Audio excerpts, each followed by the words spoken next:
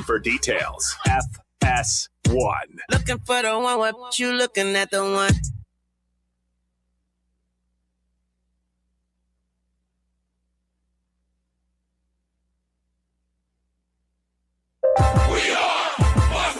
And here's what you need to know. In March Madness, the men's final is Monday night. Michigan against Connecticut. UConn guard Solo Ball has a sprained foot. Michigan All-American Yaxel Lendeborg will play through ankle and knee injuries.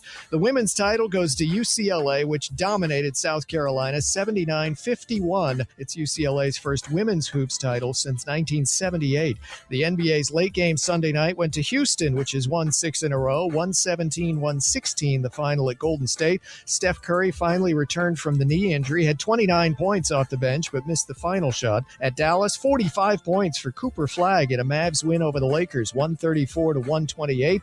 Oklahoma City whipped Utah 146-111. The Jazz have lost 9 straight. And Orlando came back to win at New Orleans, 112-108. Pelicans have lost 8 straight. In the NHL, the Islanders fired Coach Patrick Waugh. I'm Steve DeSager.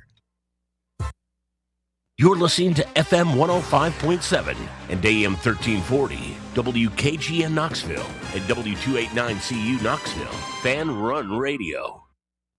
What kind of day is it? It's a White Claw day. Grab a pack, grab your friends. Everything else in life can wait. Your friends shouldn't. Let's go. White Claw. Grab life by the claw. Please drink responsibly. Hard seltzer with flavors. White Claw Seltzer Works, Chicago, Illinois.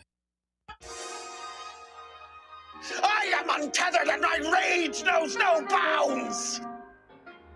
Ladies and gentlemen. All I know is you never had the makings of a varsity athlete. What is it with you and this obsession with this varsity crap? People come to us because we don't sell them on anything. They can't refuse because of the implication. You wonder ever you're a bad man? World needs bad men. We keep the other bad men from the door. Some things are a matter of duty. The world's greatest radio show in Tennessee. That doesn't sound right, but I don't know enough to dispute it. I was about to take advice from a clown who dives headfirst into the shallow end of the pool. It's Talk Sports with John Reed and Cody McClure.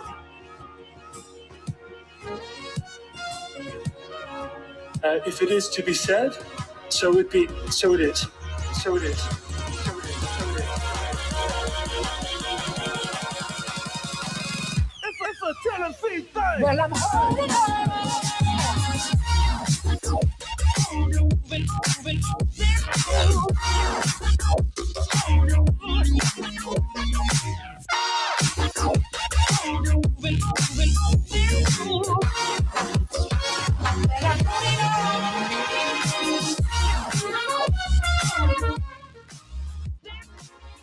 Back in the booth, back on the airwaves, coming at you live from the White Claw Hard Seltzer Studios.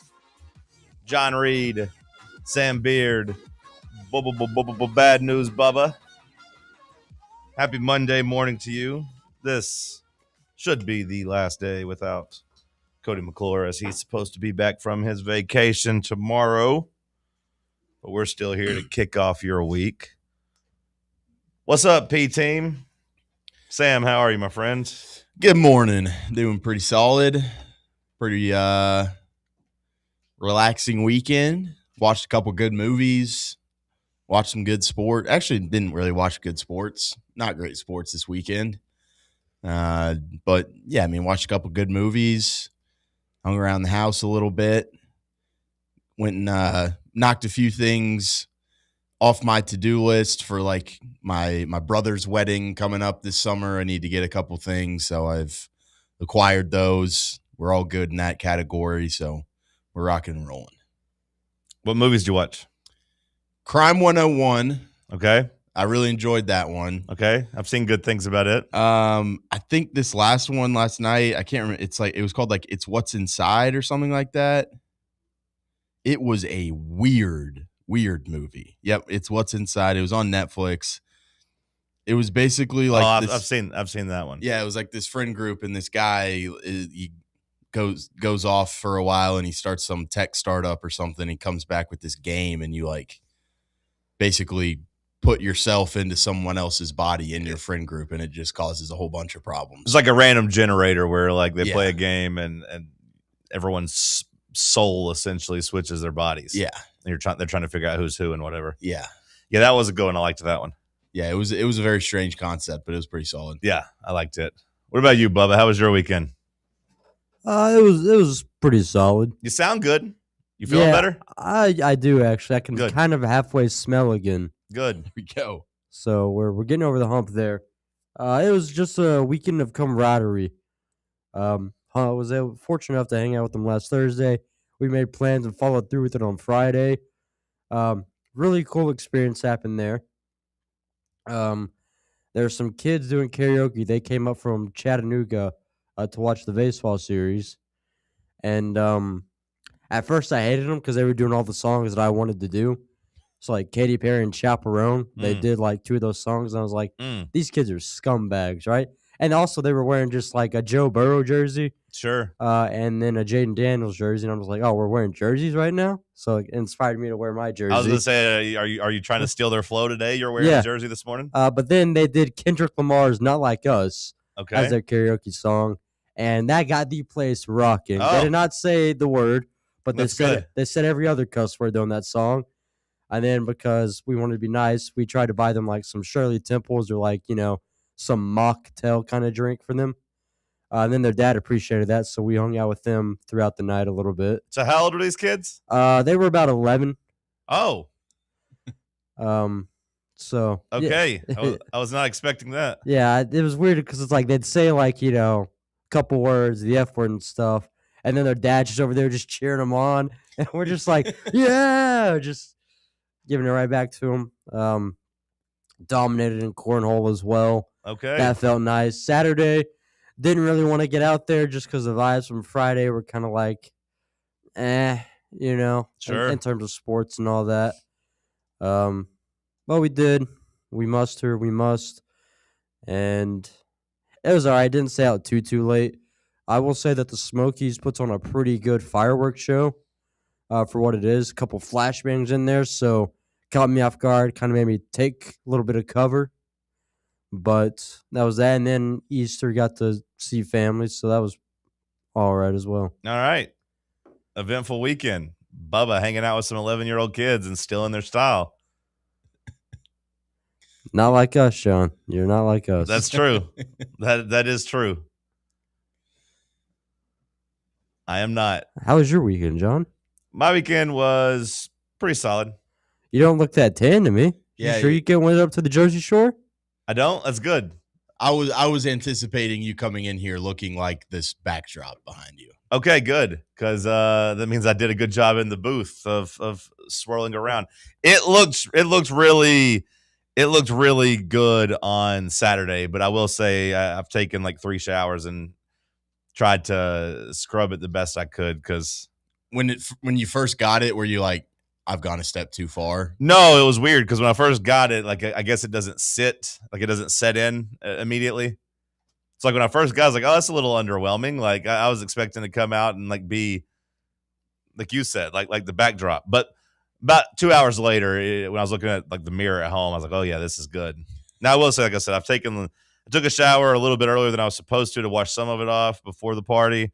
And then, I took 2 showers on Sunday, and I can notice a big difference in my hands. You gonna become a spray tan guy now? No, although I might. A couple of years ago, I did try to lay out by the pool more, like in the evenings, become one with nature, get out there, get a bit of a tan, swim a bit, and I didn't do that last year. I really don't think I've done it the last 2 years. I think it was 3 years ago whenever I was doing it a lot. And I did think, you know what, I might do that again this year. Just in the evenings, 5 or 6 o'clock, get out there for a couple hours. Your D won't be high enough at 5 or 6 o'clock, brother. You'll get at least a little bit, though. It'll be better than nothing. Maybe. It'll take you a while, though. I mean, like I figured in the summer, whenever the sun's out till 8 o'clock, I figured the UVs would be still high enough at 5, but maybe not. I don't know. But I got a pretty good tan 3 years ago doing it that way. We'll see. Maybe weekends have to carry a lot of it. Because I was like, oh, I look pretty good with the tan. But that's good. I'm glad I don't look like a circus clown.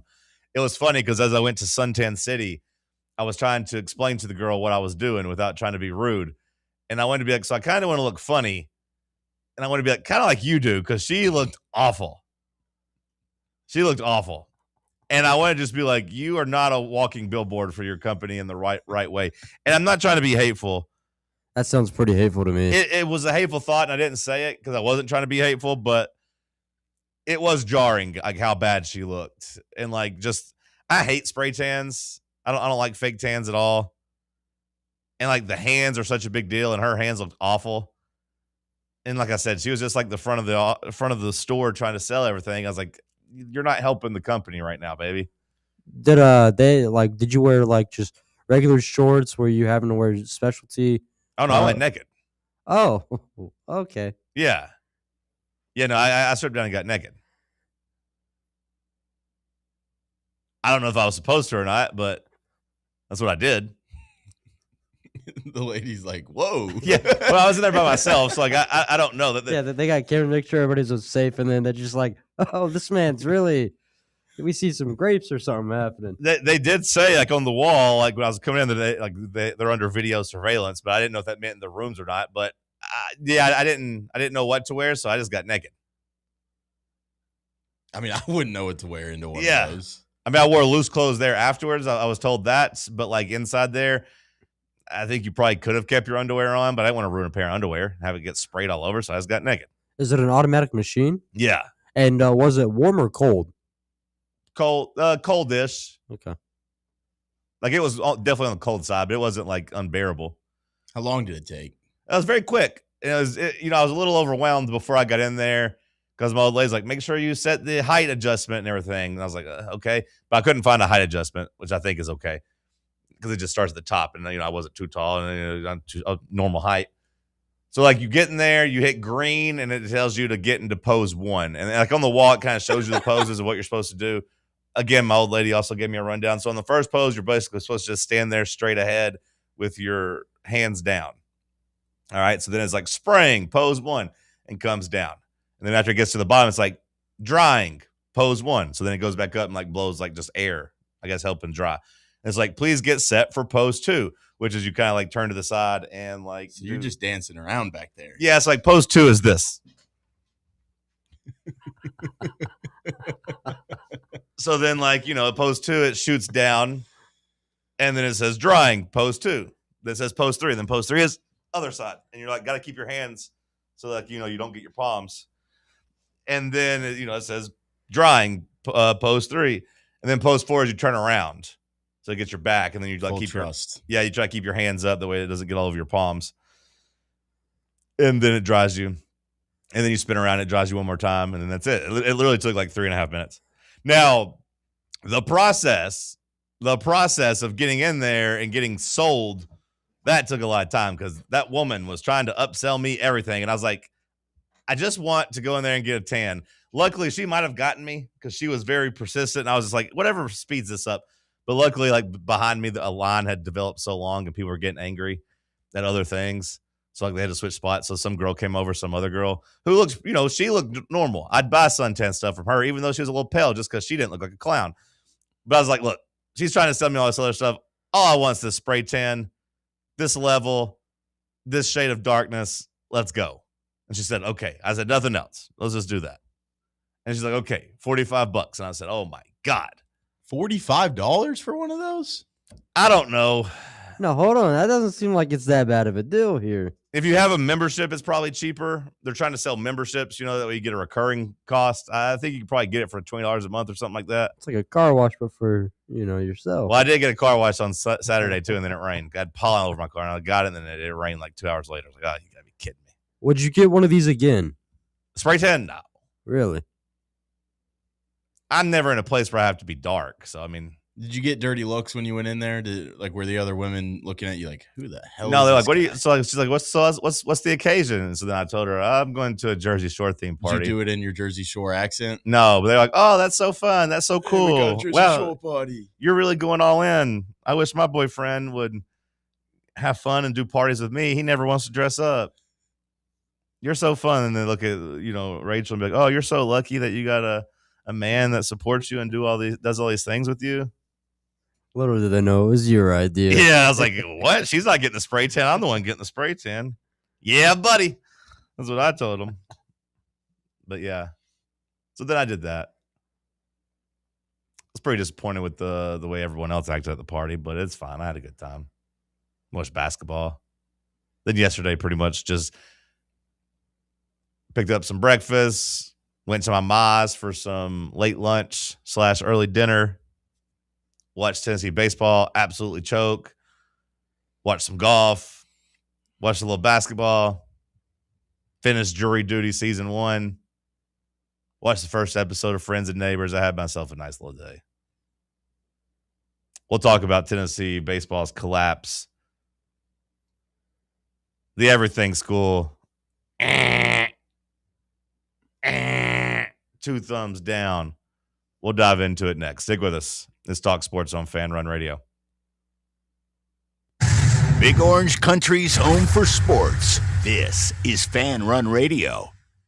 What kind of day is it? It's a White Claw day. Grab a pack, grab your friends. Everything else in life can wait. Your friends shouldn't. Let's go. White Claw. Grab life by the claw. Please drink responsibly. Hard seltzer with flavors. White Claw Seltzer Works, Chicago, Illinois. Welcome to Axle Logistics, where excellence isn't just a goal, it's an energy. As a leading third-party logistics company, Axle is powered by an award-winning culture built on a work-hard, play-hard mentality. Here, the drive for success is contagious and hard work never goes unnoticed. Whether you're just starting out or looking to level up, Axle Logistics is the place to launch your career. Join us and take your ambition to the stars. To learn more, visit axlelogistics.com. Are you thinking of buying a home but don't know where to start? Well, call VFL Josh Travis, your local mortgage expert with Foundation Mortgage, based right here in Knoxville. Whether it's your first home or your forever home, he'll keep the process simple every step of the way. To get started, visit mortgagebrokerjosh.com or call 423-312-9777 today. Foundation Mortgage Company, LLC is an equal opportunity housing company. NMLS number 1387311. Hey, Vols fans, Cody Brown here. I grew up right here in Tennessee and know what it means when someone says, I've got your back. That's why you can trust Farm Bureau Insurance of Tennessee. Whether it's your home, your vehicle, your family's future, or the business you built from the ground up, we will show up for all of your insurance needs. We are Tennesseans who understand what matters, which is doing right by you. Insurance is not all about just paperwork and policies, but it's about the people we insure every day. So if you want insurance that hits home, give me a call at 865-992-3871. Go Vols. Located in Knoxville's historic Old City, Barley's offers great food, live music, the best draft beer selection in town, and now your new favorite place to watch sports. Their indoor projector is perfect for any weather, and they've revamped their upstairs area with more TVs to take in all of the action. Their menu features hand-battered chicken tenders, juicy burgers, fresh salads, and the tastiest pizza in Knoxville. You can enjoy their happy hour drink specials daily from open until 6 p.m. Barley's Tap Room and Pizzeria. Are you ready for the start of a new season? Maybe looking for your team to go on a tournament run? Get game day ready with Crumble. Head on over to your nearest location and pick up 12 pre-selected cookies plus exclusive toppers. When you're looking for dessert options, there's no question about who you should call on. Our listeners already know. Last year, the Dubai chocolate was a home run, along with the brownie batter. Oreo crumb was another crowd favorite. What new flavor will set the standard this season? If you're in the Knoxville area, there are 3 locations ready to serve you: Clinton Highway, Parkside Drive, and Maryville.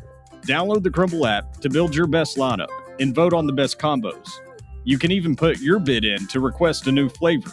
Order in the app and slide on over to your nearest location. Tell them Fan Run sent you, and as always, it's for the fans, by the fans. Don't miss the cookies. Good morning, Knoxville. I'm Aiden Sidoti, and this is your Talk Sports update for Monday, April 6th. Tennessee baseball dropped 2 of 3 to LSU at home, falling 16-6 in the series finale after giving up 10 runs on 7 hits in the 12th inning, blowing an early 5-0 lead. In the MLB, former Tennessee head coach and now Giants first-year manager Tony Vitello was ejected for the first time in his major league career during San Francisco's 5-2 loss to the Mets. The Giants now fall to 3-7 on the season. And in women's hoops, number 1 seed UCLA rolled past top-seeded South Carolina 79-51 to win the program's first national championship. Lauren Betts led the Bruins with 14 points and 11 rebounds, earning the tournament's most outstanding player. For full coverage of Tennessee baseball and everything happening on Rocky Top, head over to fanrunradio.com or download the new Fan Run Sports app. And now back to the studio.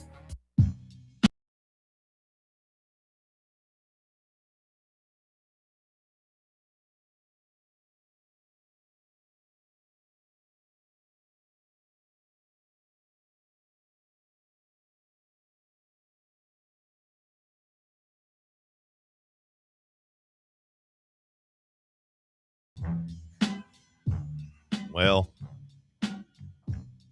for a while, it looked like we'd be coming in here talking about a series win and wondering if that was going to get the boys back on track.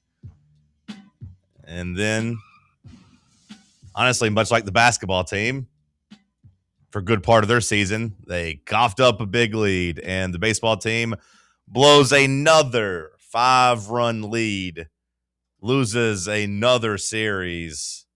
And now, Sam Beard, I ask you, now what? I don't know, John. That was terrible. I mean, that's a series that could have easily been a sweep that you're sitting here losing. Same thing with that Georgia series. It felt like that Missouri series. You feel like you should have gone and sweat. There's just you can count up all the what ifs with this team, but at the end of the day, it's just not happening. It's funny you said that about the Georgia series because the way they played this weekend, I was like, you know what? Winning one down there and being in the position where you should have won two, maybe that's actually kind of a moral victory. Like maybe that's not a bad thing because they seem like a legitimate top 5 team in the country this year. So I was like, you know what? Maybe I overlooked that. Maybe I give the boys a mulligan there because just being in position to win a series against that team maybe means that Tennessee's pretty good. And then Tennessee was up 5-0. I was like, okay, maybe things aren't as bad. Maybe we do actually have enough pitching here to make this work. The problem is the pitching, Sam. The pitching is just in your starting rotation. Yeah. And you got one dog out of the bullpen. Cam Appenzeller, if he is a 3-year Vol, has a chance to go down as one of the all-time greats, like with the way his career is starting, like in the stuff he's shown. Yeah, that kid was unbelievable. That kid's been lights out all year. Like he's a stud.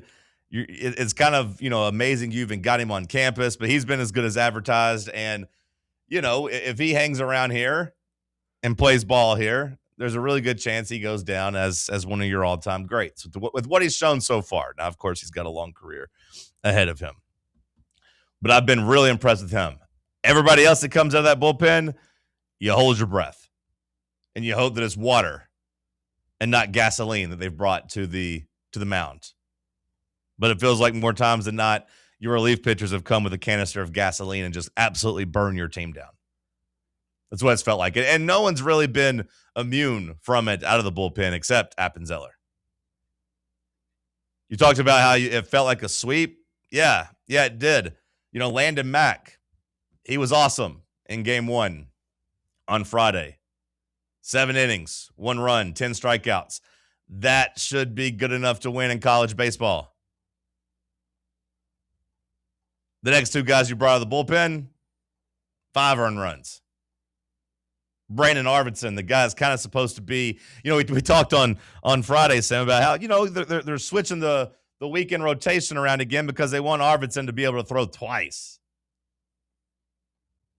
Well, the first one was an absolute disaster. And then you wondered, at least I did. Is it the mental side of getting jerked around from where you're starter back to the bullpen? Because we always talk about pitchers being, creatures of habit. And I've always heard that about closers because, for so long, baseball was slow in MLB. Because, the idea of high-leverage situations wasn't new, but they'd always be like, you don't want to bring your closer in a non-safe situation. mentally. Like, it's not the same for them. They have to have a lead when they come in the ninth inning. They can't come in the sixth inning and get somebody out. No, they can only do the ninth. No. Pitchers are creatures of habit. Can't do that. That has changed over the years, of course, to where now managers are more willing to throw their best relievers early in the game to win the game. But with Arvidsson going back to the bullpen and the way he pitched on Friday, I was like, maybe he wasn't mentally there. But you blow that game. I believe it was a 5-1 lead that you blew in that game. Another inning where you just completely self-combust. You give up 5 runs in the top of the 8th. A dominant feel-good win turns into another gut punch heartbreaker of a loss. But I give the boys credit. On Saturday, they did enough. Offensively, still not great. Only 4 runs. 2 of them because LSU just refuses to play defense. But you jumped out to an early lead, and you had 2 pitchers shut down an LSU lineup. Tegan Kuhn's pretty good in his start. 4 innings, 1 earned run. That's solid. We could take that. And then you got Cam Appenzeller. Stud. 5 innings, no earned runs, 6 strikeouts, only allowed 1 base runner. Tennessee wins. Sets up the rubber match. A rubber match that LSU's probably laughing about winning because they had 4 errors and they couldn't play defense. And it's kind of funny, but like really, Tennessee's only inning where they really scored was all because LSU just kind of refused to play defense. And then Blaine Brown got just enough of a home run, got it over the fence for a grand slam. But all those runs, kind of unearned, if you will. But again, you find yourself up 5-0, 5-1 going into the 7th inning. One of the more ludicrous things I think I've seen watching Tennessee baseball, watching just 3 straight solo home runs there in the 7th inning. Ding, ding, ding. Back to back to back. And meanwhile, the announcer's like, solo bombs don't hurt you. And it's like, well, if you hit enough of them, they do. If they keep hitting them, it's going to hurt. But, that time Arvidsson came out and was good for you. He bounced back from Friday. And then the 9th inning happened, and it felt like a comedy of errors. I mean, it just felt like the 9th inning, Sam, is all I think I need to see to realize this team is probably just snake-bitten this year. Like, this team's just not going to accomplish anything. The 9th inning, just 2 hits over the final 9 innings didn't do it for you.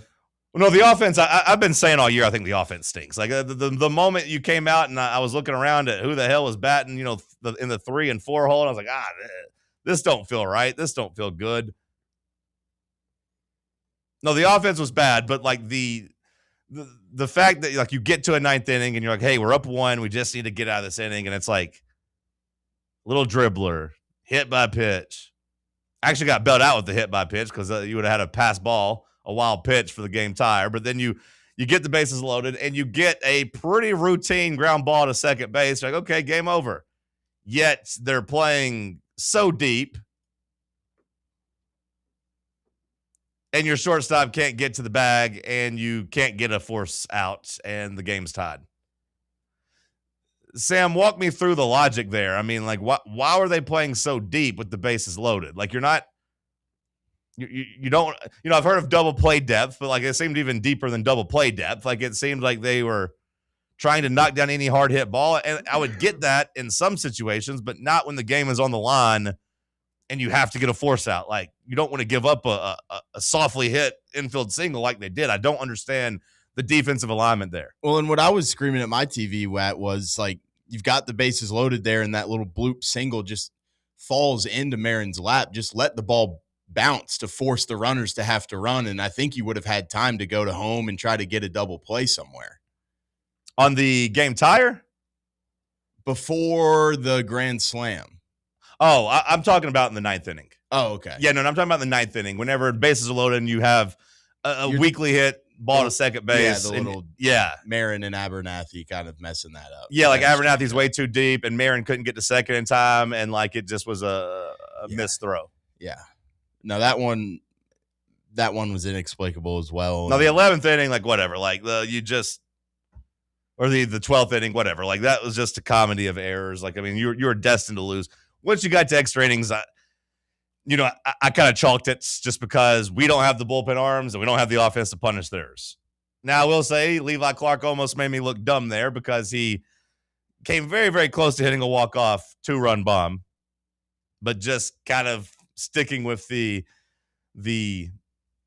theme here, a little bit snake-bitten. Feels like in years past that goes an extra 5 feet and you win the game, and all of a sudden you're celebrating. Instead, you get robbed. We've been 1 foot short all year long. Yeah, I mean, even in the 10th inning, I thought you almost hit a bomb that got to the warning track. I mean, Henry Ford had a ball die at the warning track as well earlier in that game. Like you just seem like you just ain't got enough oomph. But the 9th inning to me was where I was mad, just because I didn't understand why the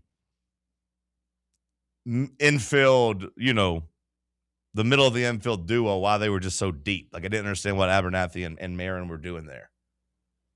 You gave up the game-tying score on a routine ground ball to second. It just feels like Josh Elander either can't catch a break or can't push the right button, or maybe a little bit of both. Yeah, I mean, no matter how you coach, like the way that our bullpen and our lineup played that game 3, like no one's going to go win that game. Yeah, no, and I think that's completely fair. So, like, if I'm looking at the pie charts of blame, like, I don't know how I am slicing it up. It might be unfair to Josh Elander to have most of this, like, kind of fall at his feet, because you are right, Sam. At a certain point, your players got to go out and they got to hit spots, and you got to make plays, and you got to have good at bats, and you got to, be able to be a ball player. I get that. But at the same time, like, I don't think it was Abernathy and Marin's call to be so deep on that ground ball. And like, I don't understand why they were so deep. And like at a certain point, I got to ask, who's calling pitches? Is that why our relief pitchers stink? Like, is it a pitching coach situation? Like, is it just because like I don't think we would have seen like the same type of performance out of the bullpen if Frank Anderson was still here. Yeah, like I don't think Frank Anderson, like by hook or by crook, I think we would have had better performances out of the bullpen.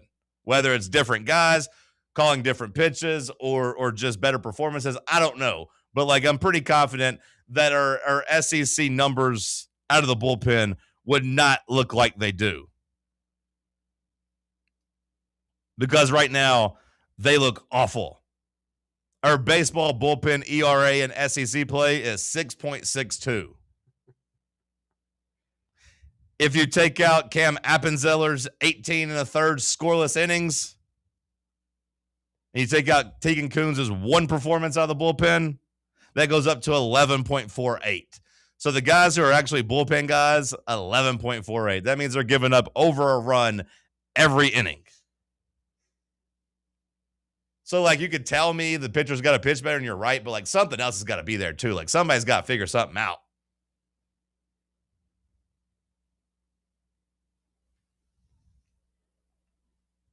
Because I do believe coaching matters. Like, we can't sit here and beat our chest for the last 5 or 6 years about Tony Vitello and Frank Anderson, then just throw our hands up this year and be like, what can you do? Elander can't throw the pitches. No, but, like, somebody's got to do something better. Hope you're having fun in retirement, Frank Anderson, going 3-7 to start off your MLB career. They went 3-7? They're 3-7. They're 3-7. Yeah. I mean, like, I saw where they got back to, like, what was it, 3-4? And I was like, okay, they're playing all right now. They've lost 3 in a row again. No wonder Tony was so pressed when he got ejected. Hell, they had a lead, so they got ejected and lost because it worked beautifully for Jay Johnson yesterday. And look, I'm not here to praise Jay Johnson by any means. But I will say, seeing Jay Johnson come out and react that way, and then his team responds and tie the game, then put up a run rule. I mean, essentially in the 12th inning. Like, I'm not going to say that it's all because of Jay Johnson, but I'm going to say one guy came out and was acting a fool and his team responded, and I've yet to see Josh Elander show much emotion. You talk about the blame chart. Like, can we put that stupid ass ump there and the baseball gods having to get against us after that strikeout call? Like, so you're blaming the strikeout call? You're saying, we lost our karma? Yeah. I mean, the baseball gods clearly have to reward LSU for that, and I completely agree. I mean, that was maybe the worst baseball call I've ever seen in my entire life. Well, here's the thing. That ball was dirt. That ball touched the dirt. Wait, here's the thing. The call you could say was the worst call I've ever seen, and I don't disagree that it was bad, but like it was only multiplied and exasperated by how long it took for him to call it. Yeah. He waited 5 seconds and he's like, you know what? That is a strike. Yeah. He's like, I want to go home. I want to go home. Strike. Watching the replay and seeing the people behind home plate where the guy's like, yeah. Because he had enough time to go through the range of emotions between, that's a strike. He called ball. Wait, no, he called strike. So, like, yeah, the ball was low, but yeah, the way he called it so late definitely was funny. But yeah, no, I mean, like, again, this is Monday morning quarterbacking, and, I don't know if we're attributing blame to places that doesn't really matter, but, like, you can't argue to me that delay and that argument and all of that didn't at least somewhat slow down Arvidsson. I mean, he's out there laughing on the mound, and then there's a delay in the game as they toss him. Like, that does kind of take you out of your rhythm a little bit. I'm not going to panic just yet. Okay. And part of it's because I want to remain hopeful, even though the hope is slowly getting put out like a fire. But, I mean, it's just, I've convinced myself, you can't teach these guys. You probably can't teach them vision at the plate.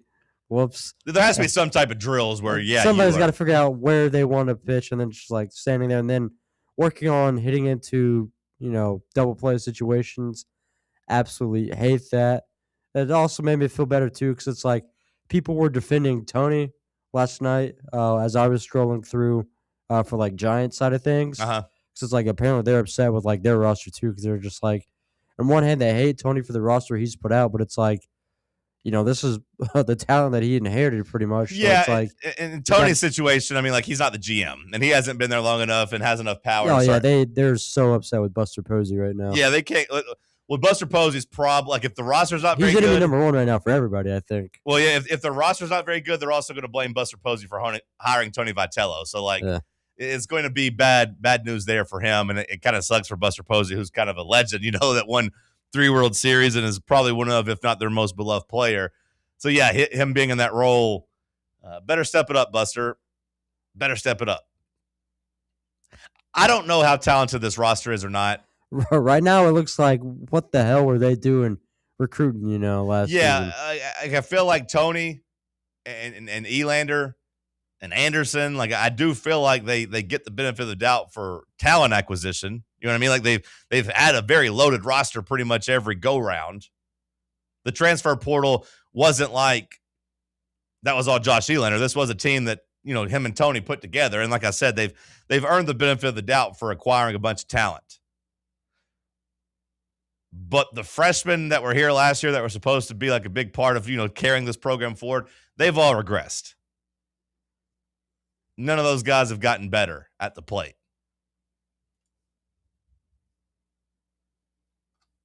It doesn't feel like you really hit a home run with any of your transfers either. There's only one thing we can count on. That's every 9 or 12 at-bats. Blaine Brown might go, 1 for 11 or 1 for 12, but he'll hit a grand slam. Yeah. He'll run into one, but if he doesn't hit a home run, like, chances are he's going to have to hope a single gets through the infield. So, like, it doesn't feel like they hit on any of the big transfers. It doesn't feel like either. I don't think any of these guys would crack a Tennessee lineup if you look at, like, their position or, the last, like, 6 or 7 years. You know what I mean? Like, Henry Ford might get to pinch hit. He might get to play on the midweek or something, but, like, the the way these guys are playing, they're not upholding the standard. You say you're not panicking.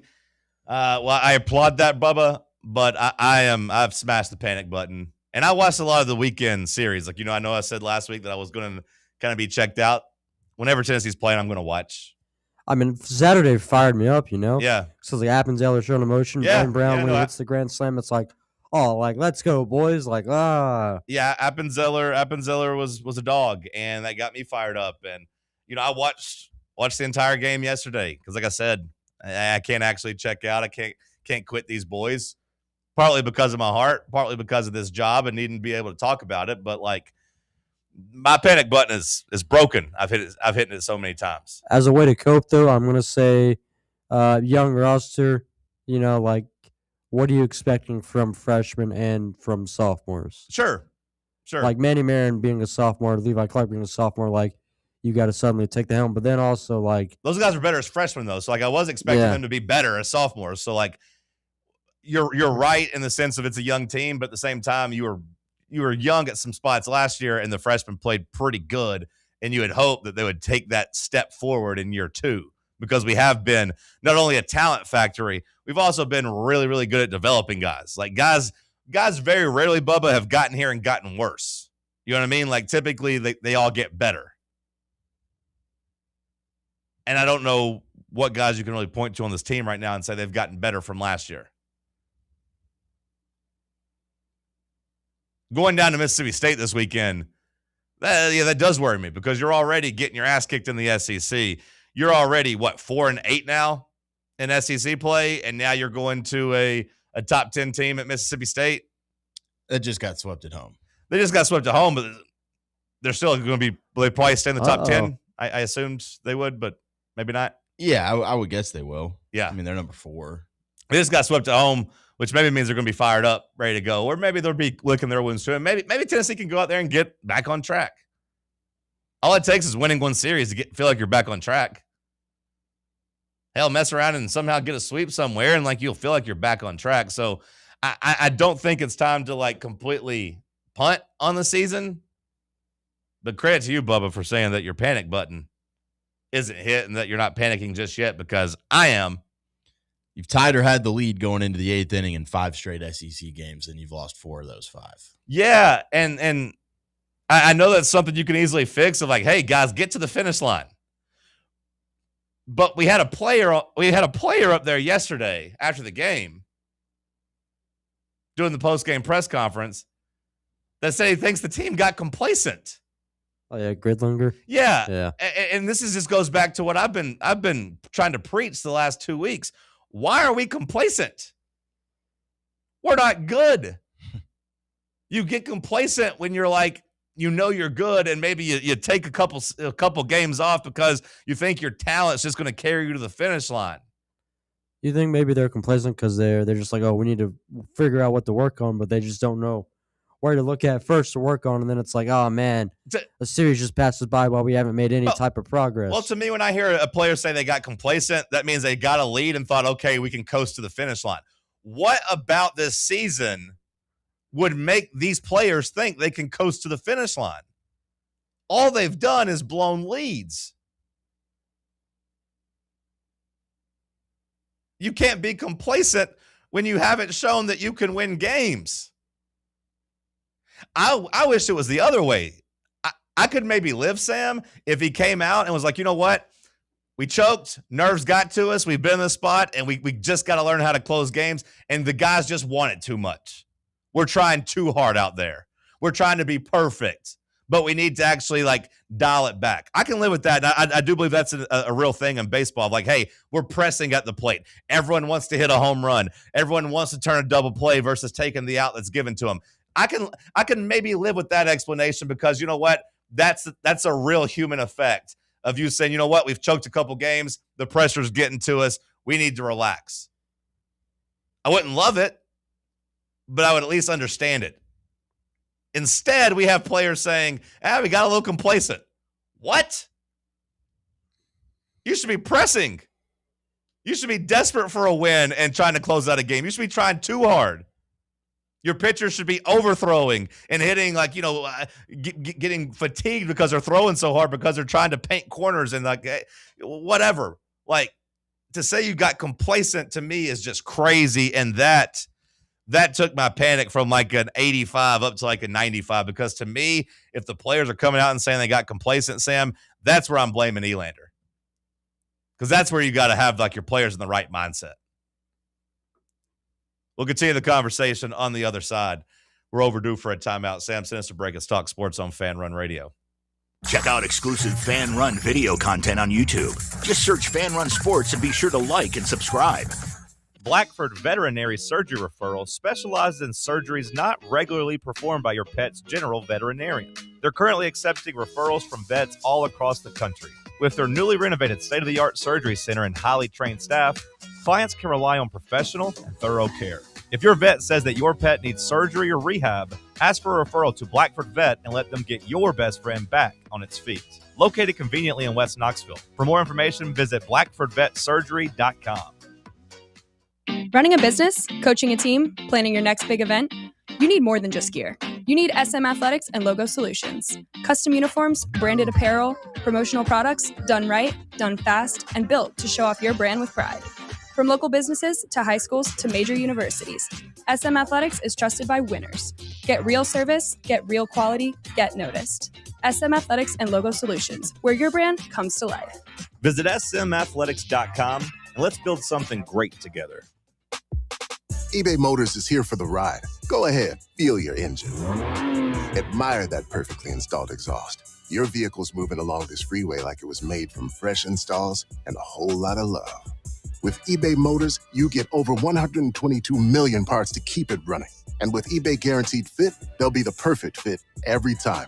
Plus, at these prices, well, we're burning rubber, not cash. Keep your ride or die alive at ebaymotors.com. Eligible items only. Exclusions apply. Planning for spring at Lowe's means big savings on outdoor power equipment. And Lowe's knows nothing feels better than free. Buy one select Ego string trimmer, leaf blower, or mower kit. Get one select 56-volt battery free. That's up to a $299 value. Power through spring with Ego, the #1 rated brand in cordless outdoor power. Because Lowe's knows home improvement. Valid through 4/3 while supplies last. Selection varies by location.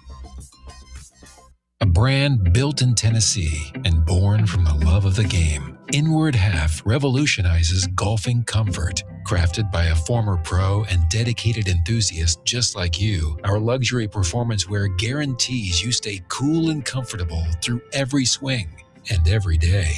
We're not just a brand. We've set out to create a lifestyle for those who understand that impeccable style and premium performance are a hole-in-one. Enjoy the walk-in with Inward Half.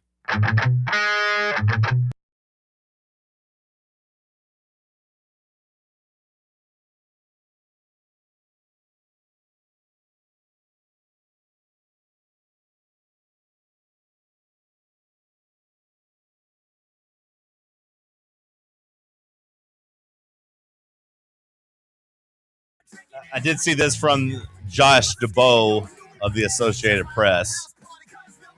The San Francisco Giants have been outscored by 25 runs over the first 10 games.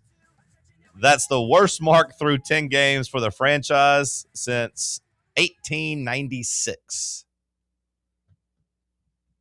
They were what year? 1896. Brother, a lot has happened since then, Joe. A lot has happened. A lot has happened since 1896. They were terrible then, though. They were minus 49 through their first 10 games. So, now they probably had, one pitcher having to pitch every game. Maybe he just really, really sucked. One poor guy was having to throw every inning, but they got outscored by 25 runs in their first 10 games. And yeah, that's the worst mark they've had since 1896, according to Josh Dubow of the Associated Press. So, clearly through 10 games in San Francisco, it ain't working with Vitello. Not gonna act like I know what the cause is there, or if he's mismanaged anything. But I just know they got the worst mark since 1896. And I do think that through You're almost to the halfway point in SEC play, right? After the Mississippi State series, you'll be halfway through. Is that how that goes? 30 games, right? Yeah. Yeah. So we're at 12 now. Through 40% of the SEC schedule, it doesn't feel like Elander's necessarily pushing the right buttons either. Harold writes in the chat, this year's baseball team just does not do good overcoming adversity. They have played about 6 bad games against LSU and Vandy. No excuses for blowing big leads after 7 to 8 innings. I mean, is it the adversity part, Sam? Is that what you think it is? Like once things start spiraling, this team just loses their confidence?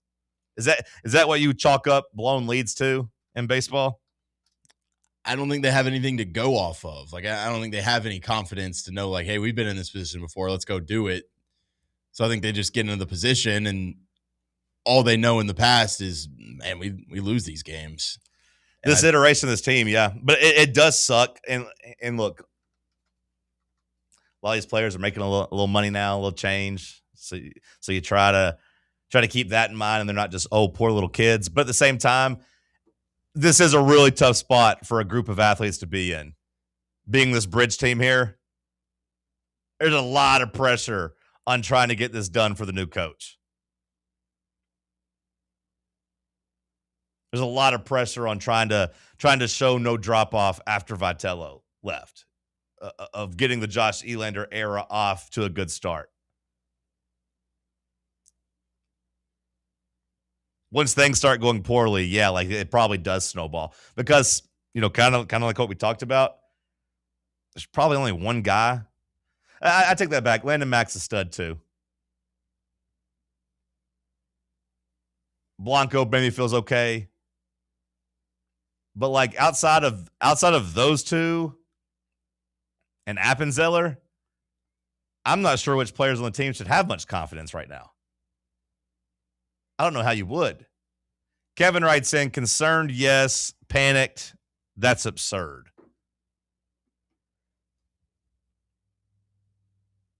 Is it absurd to say I'm panicked? I get the idea that it's a long season. And look, to be fair to Kevin, I was one of those beating the drum there for Rick Barnes. Now, I would say that Rick Barnes had earned some trust and benefit of the doubt. I knew Jacoby Gillespie was going to start playing a little bit better. I knew Nate Ament would start playing a little bit better and that you'd be okay. While other people were panicking about the basketball team, I did try to preach patience. But again, that came from many years of watching Rick Barnes develop a team. I don't know if it's absurd to say panicked whenever we haven't seen Josh Elander develop and manage a team. I mean, I think the sample size is still too small for that. Sure. But I think it's more of just like the changing the expectations because it's like, that sweep over LSU would have been like, okay, like maybe there's something left. Yeah, sweeping but LSU, now it's like good. Now it's like, now lowered my expectations. I expect this team to finish, hopefully not at the very bottom, but if we finish bottom 3, I'll understand why. Yeah, to be fair, I understand your point. Had we come out and actually gotten these games to the finish line, swept LSU, and got back to 6-6, yeah, this season would feel a lot different. And I understand that you could say you're 3 pitches away from being able to do that. I get that too. But at the end of the day, you are what your record says you are. They understand that this team can still play better, but tell the Lady Vol fans that were saying, "Oh, we lost some close games. We're okay." Eventually, those close games turn into you just get beat down. You just kind of look lifeless. Easily kind of say that hey man, we're just a few games away from this season flipping on its head. But at the same time, it's also according to the latest projections, Tennessee's the last team into the field in the postseason. So it's you can say that we're almost there and you're knocking on the door, but you're also saying, hey, we're not just completely falling off the map here, and we're not just dropping the standard for Tennessee baseball, and you better make it to the postseason. I mean, what we've done over the last 9 years with Tony. Weren't you also one inning away from getting swept by Kent State at home? Didn't you win the first game on a walk-off? Wright State, I believe. Yeah, I thought Wright State and Kent State. We won the series against Wright State, right? We lost the series against Kent State. I want to say the one game getting swept by them. Well, the one game we beat Kent State, was it in a walk-off? I thought we had to walk them off in the first game. Maybe I've got that backwards, but I thought we had to walk off the Friday night game, and then we lost Saturday and Sunday. I thought that's how that went down. Yeah, you won 4. Well, you won 4-3 on Friday. You won by a run. Yeah. And yeah, you hit a walk-off in the 9th inning.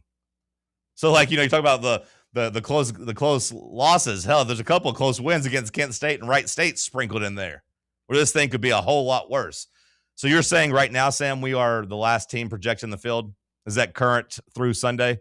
It hasn't been updated. It was 5 days ago whenever they did that. Well, then I imagine we might have fallen out. The good and bad news about this is, in the SEC, like, you got a chance to completely change your season if you go down and play well. The bad news is, like, everything is a gauntlet. Going down to Mississippi State is not going to be easy. Now, maybe Ole Miss and Alabama, those are kind of bottom half SEC teams this year, right?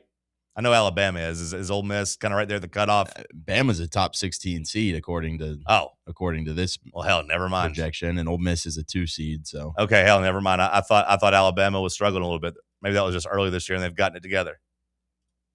Well, there you go. You got 2 really good teams coming to Knoxville the next 2 weeks after the Mississippi State game. You've run out of manageable series from here on out. You have to beat good teams. I mean, you got Mississippi State, who's going to be a top 10 team. Ole Miss is a tournament team. Alabama's a top 25 team. Kentucky's ranked, and then you got Texas. 13 and 17 in conference. That probably gets you in the tournament, right? Teetering for sure. Yeah, but I mean, like, I feel like you're not getting in at worse than that. Yeah. Yeah, I think they said on the broadcast at some point this weekend that either 12 or 13 is kind of that magic number each year. So, like, let's just say it's 13. 13 and 17. That means you got to go 9-9 in conference play the rest of the way. I like those odds. I don't, but you got to go 9-9 your next 18 SEC games. That feels like a tall task right now. But at the same time, close some games out. Maybe figure it out. Keep tinkering with the bullpen. I know Josh Elander has been trying to change something up after each series, kind of. Somebody get in his ear and suggests, let's shave the beard. Let's just see what it looks like without it. We've moved you off third base. We've tinkered with the lineup. We've messed with the rotation. We've done all this stuff. Let's shave the beard and see what happens. If that doesn't work, we'll shave the head. A couple weeks from now, Sammy might not have any eyebrows. Let's just keep trying it and see what happens. Humiliation rituals after every series loss. Well, at a certain point, I got to say, Sam, for a humiliation ritual, I can't imagine it feels very good every time he has to walk out to the mound right now to make a switch to go to somebody else in the bullpen. That's kind of a humiliation ritual in its own. Because it seems like everybody he's bringing out of the bullpen's letting him down one way or the other. Not giving up, but I am panicked, and I don't think that's absurd. I don't think that's absurd. But I do appreciate some of you having more confidence. I'm not going to try to talk you out of it. I'm just telling you how I feel. Hour 1 in the books. We'll kick off hour 2 with some news. Stick with us. It's Talk Sports on Fan Run Radio. The flagship station for Tennessee football. Fans. Fan Run Radio. At Knoxville Insurance Group, they understand the challenges many consumers face when searching for insurance coverage. That's why whether it's for you, your family, or your business, they create a coverage plan specifically for your unique needs. Knoxville Insurance Group is an independent firm, which means they aren't beholden to just one insurance company. They search multiple companies acting as your negotiator to find you the best possible policy and price. Start a quote in minutes at KnoxvilleInsuranceGroup.com or call them today at 865-694-9788. Welcome to Axle Logistics, where excellence isn't just a goal, it's an energy. As a leading third-party logistics company, Axle is powered by an award-winning culture built on a work hard, play hard mentality. Here, the drive for success is contagious and hard work never goes unnoticed. Whether you're just starting out or looking to level up, Axel Logistics is the place to launch your career. Join us and take your ambition to the stars. To learn more, visit axellogistics.com. You're listening to FM 105.7 and AM 1340, WKGN Knoxville, and W289CU Knoxville, Fan Run Radio. Located in Knoxville's historic Old City, Barley's offers great food, live music, the best draft beer selection in town, and now your new favorite place to watch sports. Their indoor projector is perfect for any weather, and they've revamped their upstairs area with more TVs to take in all of the action. Their menu features hand-battered chicken tenders, juicy burgers, fresh salads, and the tastiest pizza in Knoxville. You can enjoy their happy hour drink specials daily from open until 6 p.m. Barley's Tap Room and Pizzeria. Are you ready for the start of a new season? Maybe looking for your team to go on a tournament run? Get game day ready with Crumble. Head on over to your nearest location and pick up 12 pre-selected cookies plus exclusive toppers. When you're looking for dessert options, there's no question about who you should call on. Our listeners already know. Last year, the Dubai chocolate was a home run, along with the brownie batter. Oreo crumb was another crowd favorite. What new flavor will set the standard this season? If you're in the Knoxville area, there are 3 locations ready to serve you: Clinton Highway, Parkside Drive, and Maryville. Download the Crumble app to build your best lineup and vote on the best combos. You can even put your bid in to request a new flavor. Order in the app and slide on over to your nearest location. Tell them Fan Run sent you, and as always, it's for the fans, by the fans. Don't miss the cookies.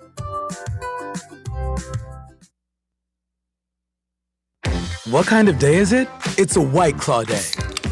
Grab a pack, grab your friends, everything else in life can wait. Your friends shouldn't. Let's go. White Claw. Grab life by the claw. Please drink responsibly. Hard seltzer with flavors. White Claw Seltzer Works, Chicago, Illinois. Kind of sounds like Freaky Friday, the plot you were describing.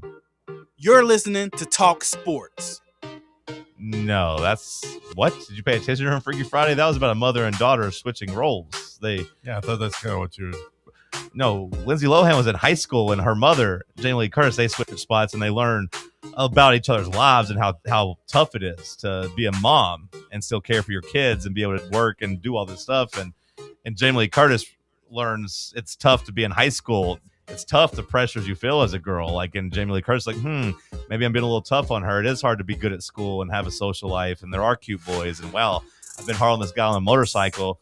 Now I'm kind of into him, and I'm an older mom, but I'm got a young woman's body. Do I give it a run? But I'm married, but also I'm not. I'm single. I don't want to mess this up for my daughter because she's got a good thing going. And Chad Michael Murray, he was a looker, I got to say, and he had that bike, and he was riding her around, and she felt alive. She felt things inside of her that she hadn't felt in a long time, but then she realized she has to go back and appreciate her husband at the same time. Airing every day from 7 a.m. to 10 a.m. The moral of that story is you got to walk in somebody else's shoes. You know, you got to have empathy, and you got to realize and relate to people and be like, hey, is it easy living this life that this person's living? No, we all have our struggles, Like, I don't know what it's like. I used to be hard on you when you'd get out of bed late, but I don't know what it's like to roll 400.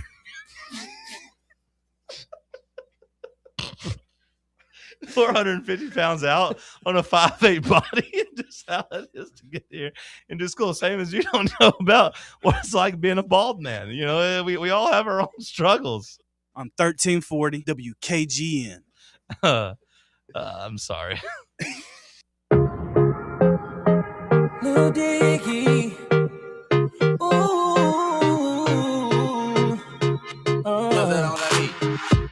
I woke up Chris Breezy. Hour number 2 kicking off here in the White Claw Hard Seltzer Studios. Know the drill by now. Enjoy the lights. Refreshing White Claw Hard Seltzer. Support the people who support us. I enjoyed me a couple black cherries this weekend myself. Responsibly. Shout out to Cherokee Distributing locally.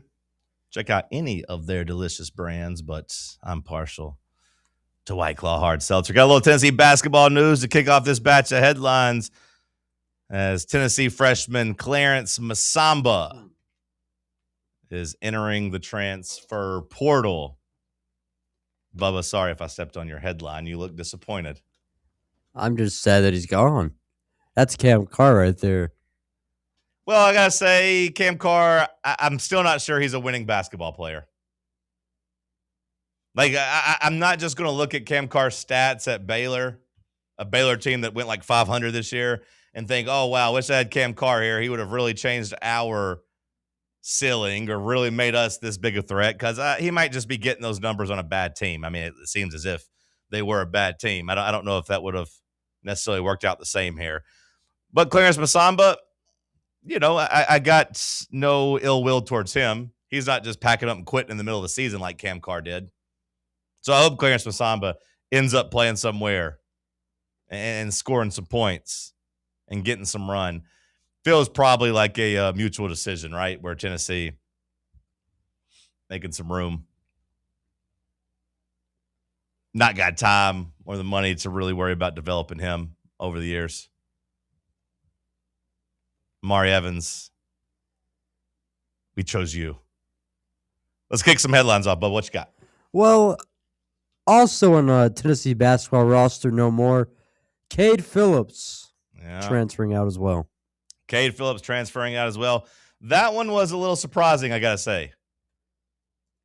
I think Sam and I have been talking kind of about him being a culture guy and him kind of being a guy that you wanted to kind of around to kind of help be a solidified depth piece at the worst. And he's like, I'm out of here.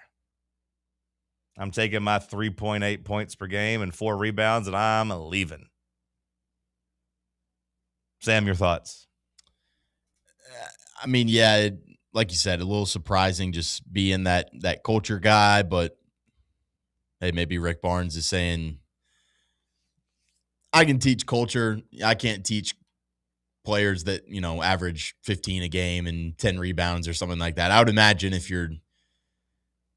I would guess that this was kind of a mutual parting of ways, where it was kind of Cade saying, you know what, I want an expanded role. The team kind of saying, hey, we can't really give that to you. You're going to be more of like a bench guy for you. We appreciate everything you've done for us, but if you want a bigger role, we're probably going to have to show you the door. And I would imagine there's probably a Cade Phillips replacement that they have their eyes on if you're going to let a quote-unquote culture guy go just like this. Yeah, I know they're looking at Dowd from down at Troy. Mm-hmm. He plays a similar position. He seems to be much more of a scorer. So I think, Sam, you nailed it. Like, saying it's surprising doesn't mean it's a bad thing. You know what I mean? Like, saying it's a surprise that he left doesn't mean that should be something we hit the panic button over. I do think this offseason, every roster spot and every dollar matters. And those values have to be in line. Like, honestly, you know, assuming I don't know the numbers when it comes to Masamba, but like, he was a 4-star recruit, right? Yeah. I thought according he was. to some people. I thought he was. You probably had to give him some money to be here, is what I mean. Like, you probably, probably didn't break the bank, but I'd say anywhere from 50 to 100,000 for a roster spot and whatever. Not worth it. Not worth it. Cade Phillips, if you were paying him anything over like $300,000, you were taking a risk. And him getting recruited by somebody else in the transfer portal, he could probably get a better role and some money. So, like, Tennessee had to kind of weigh that. Culture's important, but, like, so are roster spots and so are all these dollars. As you're trying to build an actual team that fits, that can go out and try to accomplish something really, really big and special. I think that a Rick Barnes team isn't going to just completely throw culture out the window. And I think at the start of the season, when Rick kind of talked about, well, there's only, a certain amount of minutes to kind of get distributed, I think you probably look at it from the NIL lens and you're like, is, $400,000 to a guy sitting on the bench who's going to play like 8 to 12 minutes a game, is that really what's worth that money? You only have 200 of them a game. You have 200 minutes per game. You got to figure out how to divvy that up.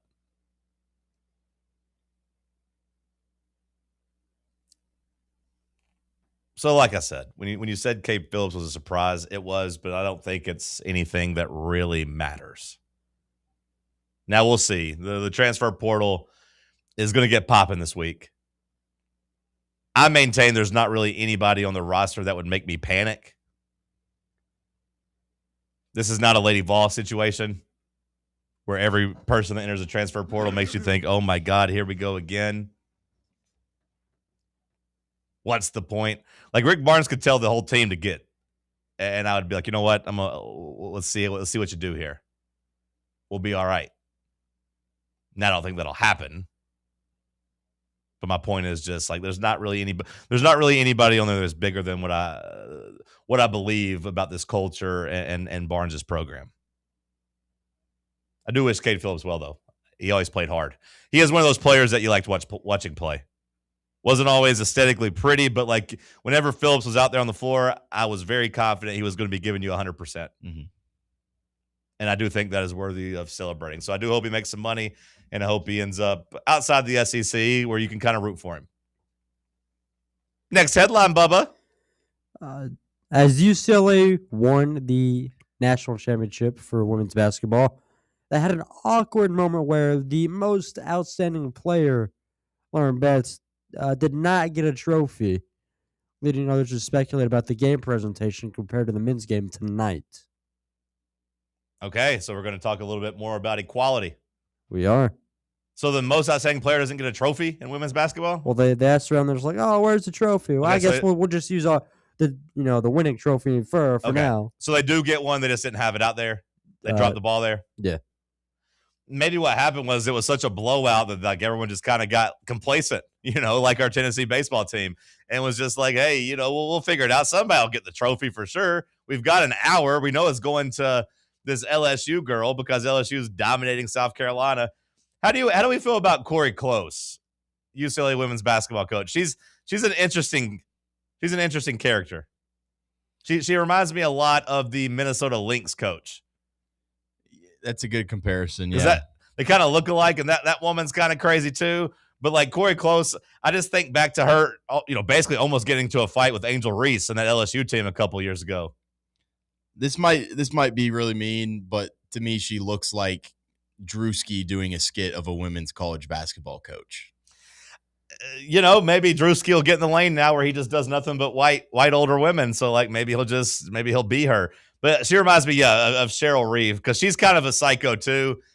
And I thought it was kind of funny that she was like breaking down crying just at them advancing to the national championship. But that means she cares. I do think she's a good coach, and it was cool seeing her win. She had been a coach for 15 years and finally got UCLA to the top. I also thought it was funny that she was talking about how bad she felt for the fans whenever the UCLA Texas score was like 31-28 going into the fourth quarter. She's like, yeah, this is bad basketball. It's crazy to me how uncompetitive that tournament is, even like when you get down the stretch. The Texas UCLA game was close until it wasn't. Texas, that poor Booker girl, she was at one point she was 1 of 19, I think, from the field, 1 of 18, and she apparently started 1 for 1. She missed like 17 straight shots. South Carolina and UConn was interesting, but it wasn't good basketball. UConn was in like the 40s. And then, yesterday, UCLA just choked out South Carolina. So it was ugly basketball down the stretch, for sure. There wasn't even a single one-possession game in the Elite Eight. Really? Or a single digit. Yeah, single digit. That's what I meant to say. That's interesting. But I didn't feel like UCLA was a big juggernaut. So like I can't really poo-poo the parity and the competitiveness, Sam, when we thought UConn was going to run away with it. Yeah, that's fair. But you didn't get very many good games, though. That is factual there. It's almost like South Carolina celebrated beating UConn and forgot they had to turn around and win the championship. Whoops. Got to finish the deal there. But credit to Dawn Staley. Good weekend for her. Her being classy after the game and, trying to keep the attention off her, saying, hey, celebrate UCLA, while also saying she was going to beat Gino's ass. Yeah. That was everyone rallied behind her and really just honestly a good weekend for Pat Summitt too, like her legacy, because everyone's like, you know what? She's been telling you guys about Gino for a long time. She told you Gino was a jackass like her entire last like 10 years coaching. There's a reason she took him off the schedule. And, there's a reason she wrote all those things in her book about him. He's a jackass. Credit to Don Staley, though, for saying, I'll beat Gino's ass. That was pretty funny. That was just a crazy thing for him to pull. Yeah, Knowing that gets documented every single game. And, like, people immediately pull up, the receipt where he's, like, waiting for the hug last time around, last season. Was that before the game, though, or after the game? I don't know. Johnny doesn't fit a narrative. Well, I know, but his problem was that he said that she didn't meet him before the game to shake hands. That's what he said. Yeah, but it was like video that she did. Okay, I didn't see that. Yeah. I just saw his. Like, I'm pretty sure the NCAA Women's March Madness Twitter account posted the photo of them shaking hands. Okay, really? Like, it wasn't the most, Well, he said he had to wait for 3 minutes. Like, was he mad that he just had to wait? Like, because she's coaching her team, you can't get. I don't know. I feel like that happens in every game. Like, there's at least one coach, I feel like, in every basketball game that I go to where, like, maybe it's the visitors take a little longer to get out of the locker room or something, and then their team comes up and she's preparing her team to try to beat an undefeated team. Yeah. She's preparing them for, like, a huge game. Like, with all due respect, like, to women's coaches, I think the stereotype and the stigma and all that would have said that, like, a woman would be acting like this, not Gino. Like, we talk about women being too emotional to lead and yada, yada, yada. It's Gino that is, like, in his feelings being a baby about it. He's the one acting like it. He's a man. He's supposed to be the tough one. The women, they're supposed to be the weak, emotional ones. That's what we always say. But he's always the one with his feelings hurt. He's always the one crying about something. And I do believe that Don Staley would beat his ass. I'd like to see it. But again, it was a good weekend for her, even in defeats. It was a bad weekend for Gino. And him coming out and putting out that BS apology, like, save it. He didn't even say Don Staley's name in the apology. It was hours after he doubled down and said he did nothing wrong and would do it again. Save it. Anything else, Bubba? Yeah, a painter is suing Bill Belichick for injuries suffered while working at his Nantucket home. Andrew Jackson, not the president, but the painter, contends that Bill's $5 million Nantucket home had improper plastic sheeting and coverings to protect the floor and furniture, creating a dangerous work environment. He says he fell and that he hurt his ankle, among other things, and he's seeking $300,000 compensation. And he does what job? He was the painter. That's interesting because I would have assumed that the painters were responsible. It does make you wonder. I've never had to get anything painted, really, that I didn't do myself back in the day. I would have assumed, especially at high-dollar residencies, that, like, if I'm paying you to come paint, you bring stuff to cover up my furniture for me. Or it also makes you wonder if Bill hired another, like, previous worker or company to, like, prepare it for, painting. Yeah. So then it's like, would they go through him or would they have to go through that company first? I just wouldn't imagine Bill and Jordan are out there covering up the furniture themselves. Like, I would imagine, I just would have figured somebody else was doing that for them. Yeah, I mean, if Jordan did it, then definitely. Bad. Or work. Bad weekend for Bill Belichick. I didn't even realize that, but another bad story for him. And then just a weird story is Troy Aikman. His role is still not defined with the Dolphins. He's just kind of helping out. He says that he'll continue to help in ways that are yet to be defined. Though he's helped with coaching searches and the head coach. And I just figured he was like a consultant. Like, he's not leaving the booth to go work for the Dolphins, right? Like, he's still going to keep doing his announcing. I have not if Tom Brady can own the Raiders and still announce, I imagine Troy Aikman can do this consulting and stay, in the booth. He's not going to walk away from $20 million a year. It might even be like $25 million a year to go help the Dolphins.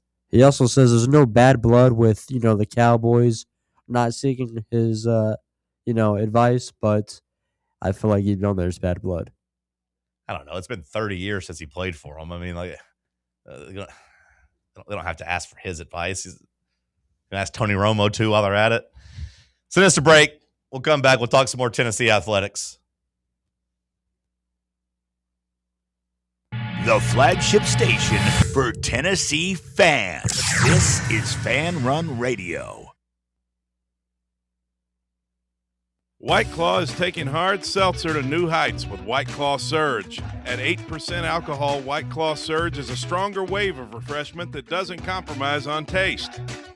Available in 4 bold waves of flavor like ripe blackberry, citrusy blood orange, zesty natural lime, and tart cranberry.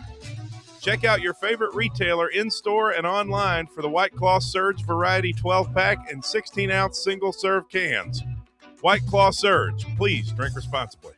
In a world filled with deadlines and screens, sometimes we forget the simple joys of life, days filled with special moments. At Inward Half, we understand the essence of these moments. Feel the difference between our breathable fabrics and flexible apparel as you disconnect from the hustle and bustle and reconnect with what truly matters. Inward Half, simple luxury for on and off the course. Smoky Mountain Brewery is the place to be for game day. From the moment you walk in, it's wall-to-wall big screens, making Smoky Mountain Brewery the perfect place to watch the Vols or your favorite team in action. With locations in Turkey Creek, Maryville, Pigeon Forge, and Gatlinburg, you're never far away from a great time at Smoky Mountain Brewery.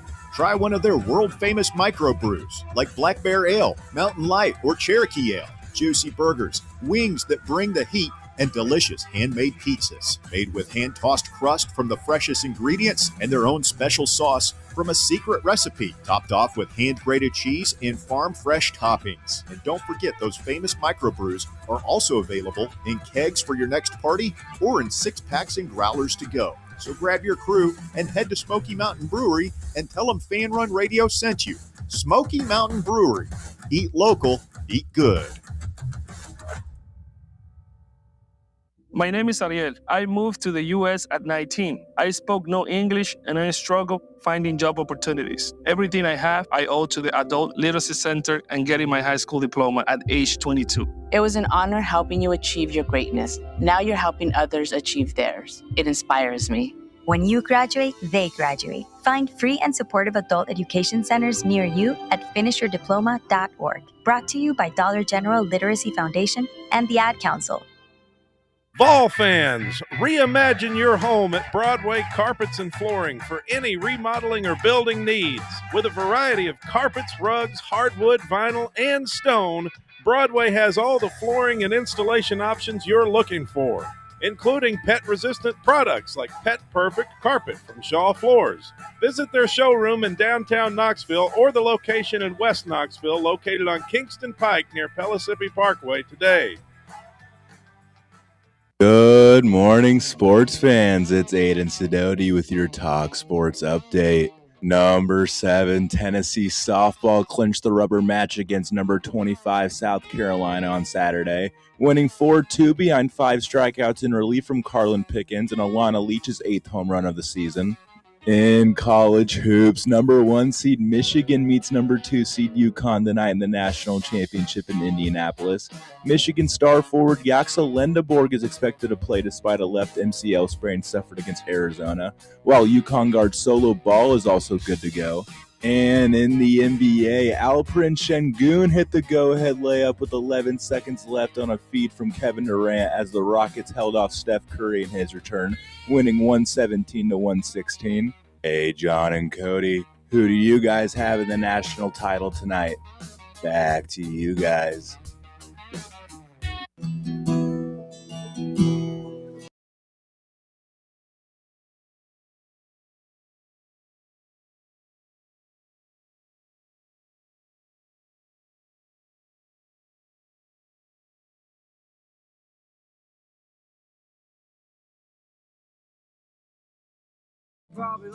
Didn't make headlines, at least hour 2, but Dusty May has removed his name from the North Carolina coaching search, and they are honing in on Billy Donovan. Billy Donovan next on the list of guys that's going to have to tell North Carolina no.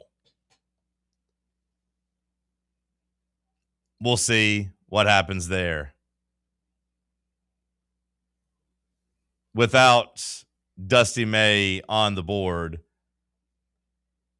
the names apparently linked to North Carolina: Billy Donovan, like we talked about, Mark Byington, Scott Drew, Grant McCasland, and Ben McCollum. So North Carolina kind of struggling finding a replacement. If they don't get Billy Donovan, that'd kind of be egg on their face, I feel like. Are we sure Billy Donovan's just going to be like a smash hit in college too? No, I don't. I'm not sure of that at all. I'm very skeptical of Billy Donovan coming in and just reviving the North Carolina program. Now, I think Billy Donovan was an awesome coach his first go-around in college. But he hasn't coached in college in, over a decade. His last year in college, he went under 500 after being ranked in the top 10 in the preseason. They came into that year ranked number 7 and went 16-17. And then Billy Donovan's like, okay, yep, time for me to get out of here. Time for me to leave.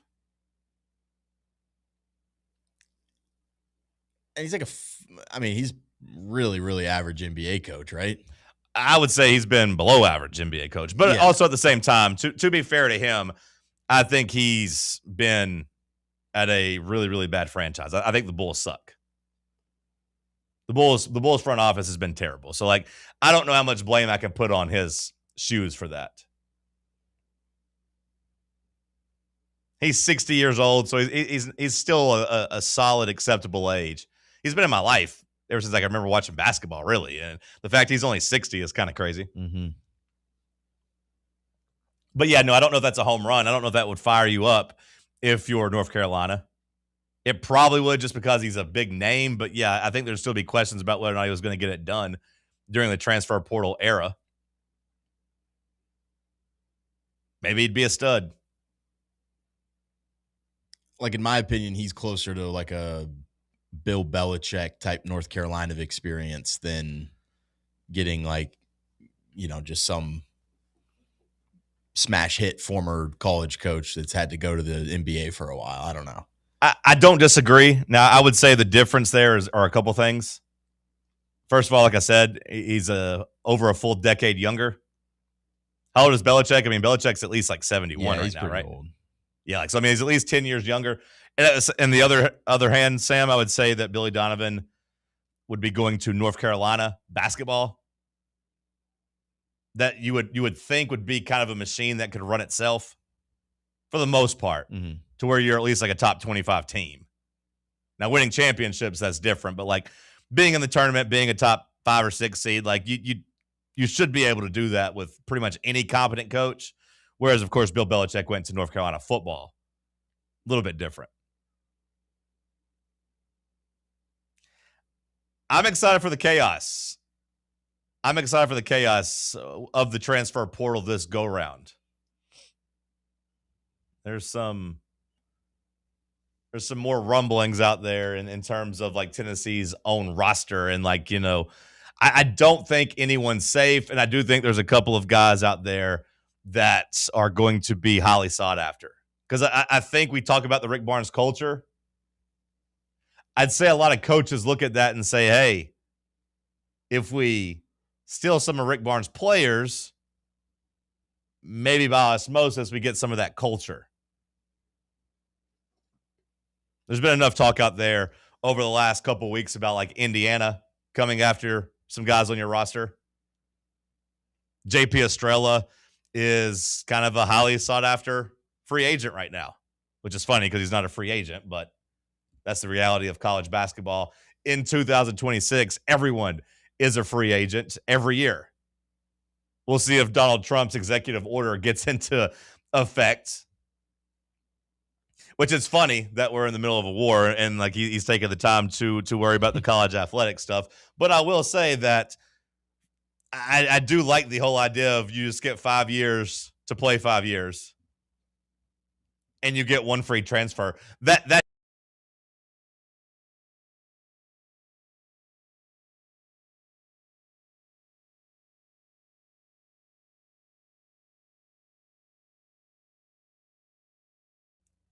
I'm okay with that. I'm okay with players making money. Some of the numbers kind of hurt your heart. You see some players making $3, $4, $5 million. Like, oof, really?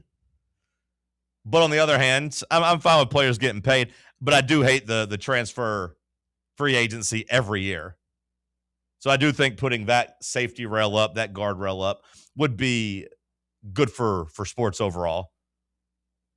But yeah, Tennessee's roster, I'm excited to see what shakes out on both sides of who Tennessee gets linked with, and also see which one of Tennessee's players are willing to jump ship and go chase a bag, which I wouldn't really fault them. Some of the numbers you're starting to hear get thrown around for guys. I don't blame people for leaving, and I don't blame Tennessee for, not being willing to overpay. And some of the numbers you're hearing, it kind of solidifies what I've been saying. The JP Estrella stuff. I mean, like, they're talking like $2, $3, $4 million for JP Estrella. I'd be leaving in a heartbeat if I was him. And I would be, if I'm Rick Barnes, I'm like, yeah, see ya. Yeah, like, you can get how much money?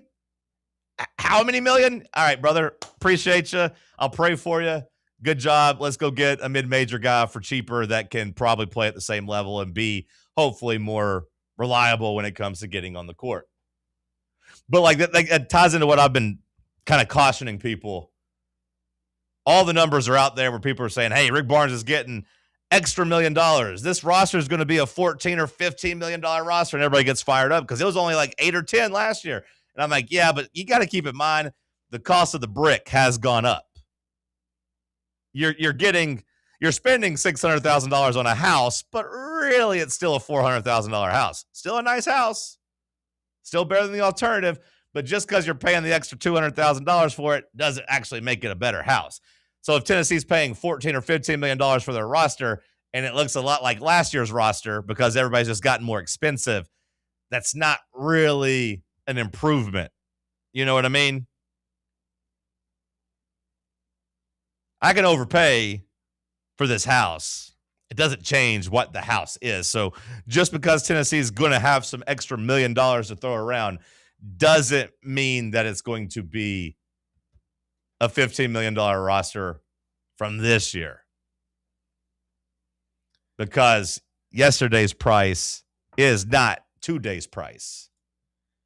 I feel like you got to pick either one or the other two. You're either going like, hey, I need a $20 million roster, and we're going to be able to keep guys like JP Estrella and all your quote-unquote culture guys, Cade Phillips and all that, or you do kind of what you're saying, where it's like, all right, you spend $15 million where it sounds like you've got more, but really it's just kind of normal asking price, and you're maybe replacing some of those guys with just guys that you can get for a little bit more of a bargain in the portal. A $15 million roster to me, Sam, puts you in the position that you were in last year, which is you can go out and get 2 stars, your Nate Ament, your Jacoby Gillespie. And maybe that's like even factor in you don't get a hometown discount with Gillespie, but like, hey, you can go out and you can afford 2 stars, but you better nail your complementary pieces. You better make sure the guys that you're filling out the roster with can actually play. You can't, and that's the thing about college basketball, and you can really say college football too, college athletics in general. These guys are all making money. We know that. You're not going to be able to have crazy depth anymore. Like, that might be partly what's happening with Tennessee baseball is, like, we are having to play young guys where in the past we were able to throw out juniors and seniors that were waiting their turn. You know what I mean? Trey Lipscomb sat on the bench for a long time, and it was like, oh yeah, I'm a top MLB draft pick over here. I'm an SEC type player of the year type of player. Now we're having to replace those guys with freshmen and sophomores. So like in basketball, you're not going to have a whole bunch of depth, but you got to make sure that the guys you keep around can actually play. You got to make sure the people you are paying can actually play at this level. And Tennessee didn't really nail that this last year, at least to the level they needed to. Guys were having to play up a little bit to make up for that deficiency. You were paying Ethan Berg and Jalen Carey as if they were big-time SEC contributors. Ethan Berg wasn't a big SEC contributor until the SEC tournament. Jalen Carey, we know, was up and down. Those players are going to be more expensive, either them themselves or I'm just talking about their replacements. Like those bench players are going to be probably more expensive next year. You got to make sure that if the guys you actually get can play. Mm-hmm. So, yeah, like a $15 million roster, Sam, means that you could still go out and maybe get a star and a half, 2 stars, but you got to make sure you nail the other things. A $20 million roster would mean you could basically pay your entire starting five $3 million. Which I don't even know if that – like if you told me like one of those players is JP Estrella at $3 million and, you know, One Blade was $2.5, $3 million. I haven't seen any numbers on him at all yet. That was just me speculating. Like, I don't know if that really would excite me too much. It's kind of gross. But that's just the reality. What'd you make, Bubba, of Olivia Edwards? We'd kind of heard the rumblings, you know, that she wasn't going to stick around. It was kind of funny watching her talk about the Vols during her, you know, McDonald's All-American stuff. And then, like, yeah, Gabe Lazo leaves. That was her main recruiter. And it was just kind of a matter of time. But she did officially ask for her release to go somewhere else. What'd you make of that? First and foremost, I hope that we did not give her any NIL money somehow coming out of high school. I'm going to imagine, Bubba, that she did get paid the same way we you know, reportedly lost a bunch of money with someone like Legend Bay, you know, at Ohio State, who it would be really unfortunate for her to have a career-ending injury. Okay. Let's not risk for an injury. Look, man, John, we got 2 people on our roster. All right, our coach has no assistants around her. She's got the one woman, the one girl still here. Her husband's gonna have to get back in the game again. Maybe that's it. She's gonna need family. She's gonna go to him like Vin Diesel and Fast and the Furious and be like, "Look, we got a job to do here, and the only person I can trust is family." And they click their Coronas and they decide they're going to go out and try to get the job done.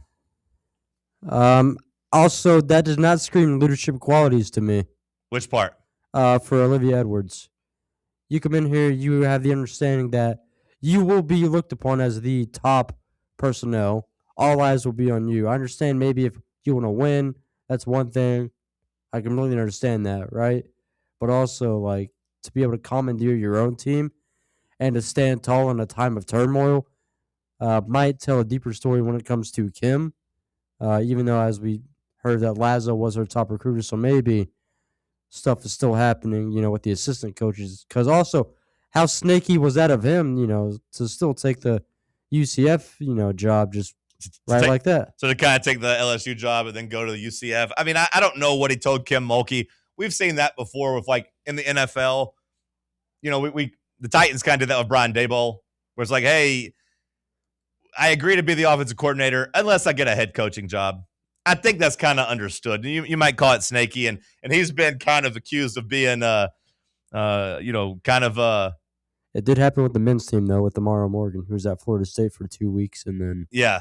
No, I mean, it happens. If you get – now, that was just, I think, a lateral position, but you see it in other sports of like, hey, I'll take this job unless I get something better. So I'm sure Kim Mulkey can't really fault him for going to be a head coach somewhere, but – you know, there's been a lot of talk of him kind of being a usurper in terms of trying to lead the a rebellion against Kim.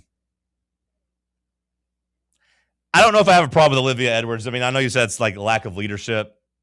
You can maybe look at it that way, but I mean, I also understand she's got to do what's best She's for her. 17, 18 years old, Well, having that much. There's no stability here. Like, I think it'd be tough to be a top-level recruit knowing you can pretty much go anywhere in the country and to sign up to go somewhere where there is so much turmoil. Like, the Lady Vol program is in a really bad spot right now. Like, not only with the roster, like you said, of only having 2 players, the assistant coaches only having 2 players, but, like, the damage has been done with the fan base, too. Like, the fan base is divided. Like, it is a very unstable, tumultuous situation right now. So if you're Edwards, you got to go somewhere where you're at least confident the coach is going to be there in 2 years. And I don't think like Kim's going to have a trouble, you know, trying to fill out a roster of actually getting any type of culture. It feels like it's going to be another year of just trying to get cast-offs because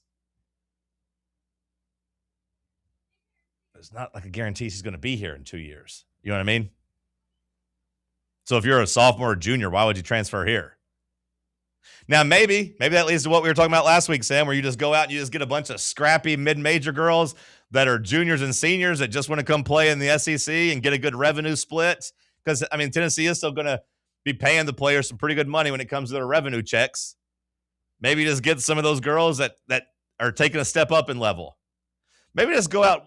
What was the best mid-major team in women's basketball? I mean, I know MTSU's had some good teams over the years. I don't know who it was this year. Maybe just go out and just take their whole roster. Bring their head coach as your lead assistant and just take their whole roster. Maybe that would be the key. Forget trying to. I mean, it worked for Kurt Signetti. Now, I know he was taking his own players, but I mean, he took a lot of that James Madison roster with him and just said, hey, let's go.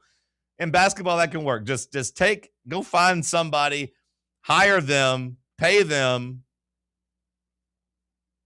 and just say, hey, bring your whole entire roster. Let's do it. Fairfield, come on down. Funny enough, the highest rated, I'm on just like women's basketball Torvik, and the highest rated like Marshall.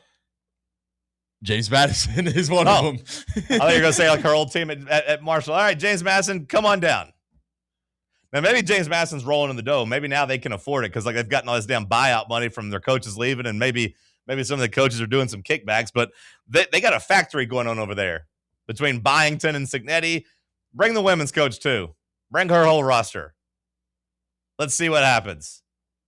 Let's get some scrappy mid-major girls up here because I don't really want to do the cast-offs from like the power teams anymore.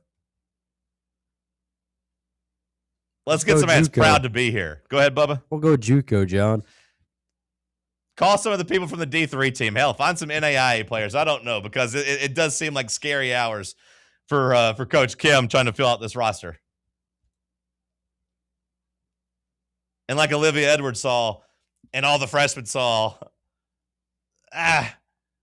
it's not a very stable place that I don't know if anybody is going to want to willingly sign up for unless it's for a paycheck. That means you're in a really bad spot. The everything school thing has cratered.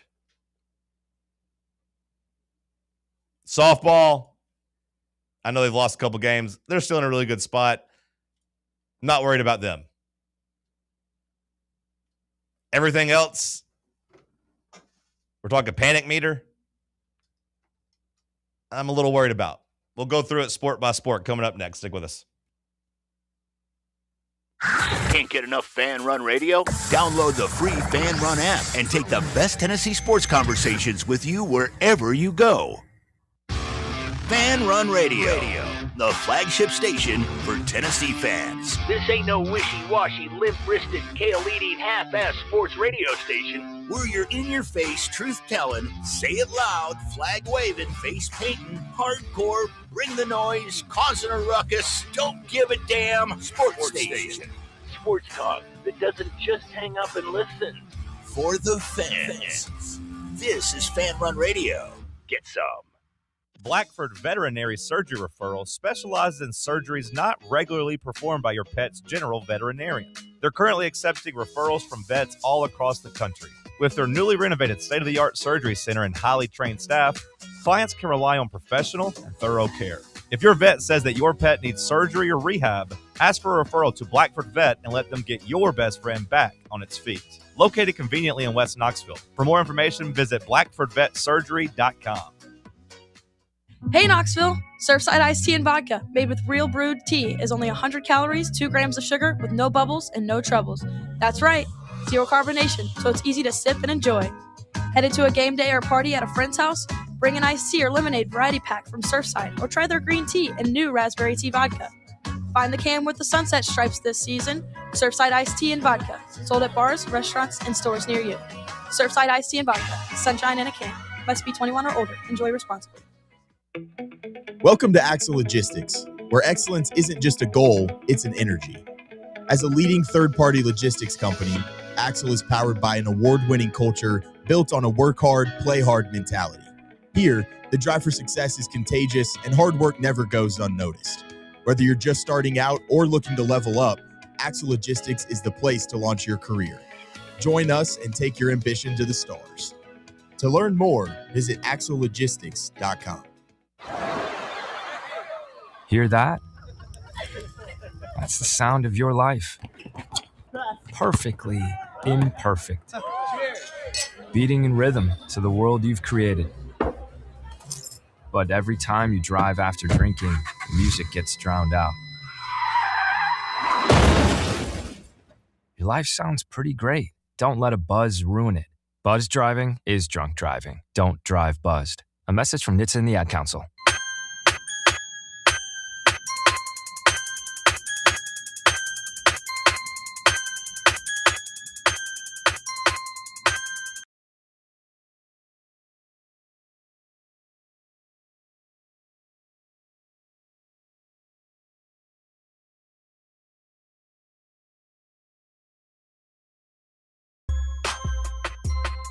Robbie writes in, you know it's bad when Danny White already sent an email promising not to raise prices for baseball. I did notice that. Everything goes up, but the baseball season tickets, Sam, will not go up next year. Woo-hoo. Yeah. You can still pay your $3,200 to watch this team that doesn't really have any of the swagger you fell in love with and doesn't win a whole bunch of games. I said softball's okay. My level of panic in them, we'll say 1, just because it's a scale of 1 to 10. Anybody disagree? No one disagrees. I'd say the second most confident I am in a program would be basketball. But even with that, you do have to keep in mind just the time is ticking with Rick Barnes. And Sam, I know you said that you're not worried about, culture. But I do think like you could always just you're one bad year away from it all coming unraveling. Like you if you are having to replace so many guys, like one miss might be the end of it for Barnes. You know what I mean? Like he's proven that he can build a culture. But like if you do go out in the transfer portal and you roll that dice every year, you are bound to come up snake eyes at some point. But with that being said, my panic meter there is still probably only like a 2.3 out of 10. Still very low for the basketball program. I think they're in a good place. Would you go much different than that? Yeah, I'd probably go lower. Okay. Bubba? 2.3 out of 10 for me, just because of the age. And like I don't love having to go out and rebuild in the transfer portal every year. Like it's not ideal for me. That's why I'm going to raise it up to a 3. Okay. Still low. We're not worried about it, but I just you saw it with Arkansas. Like we brought in a mid-major guy and we lost, a guy that was maybe potentially, a culture guy for the team, and then another guy that we don't really care about. But there's going to be more to transfer as well. Sure. Yeah, and like, look, and that's more positions to fill. So Eric Musselman's no Rick Barnes, but like Eric Musselman went from like, hey, Elite Eight to, oh my God, I hate this team and I'm leaving Arkansas. Like this team is dreadful. I hate it. They can't get along. They're making out in the locker room. They're gay. I got to go to California. That's essentially what happened with Musselman. Hey, it's all great. It's all great. Oh my God, they're kissing each other. I got to go. I think Barnes, is going to do a better job of making sure his culture's intact, but you just sometimes go in the transfer portal and get guys who can't play. Sometimes those guys can't step up a level, and Tennessee's had some pretty good luck in terms of finding not only good culture transfers, but also transfer players who can really play.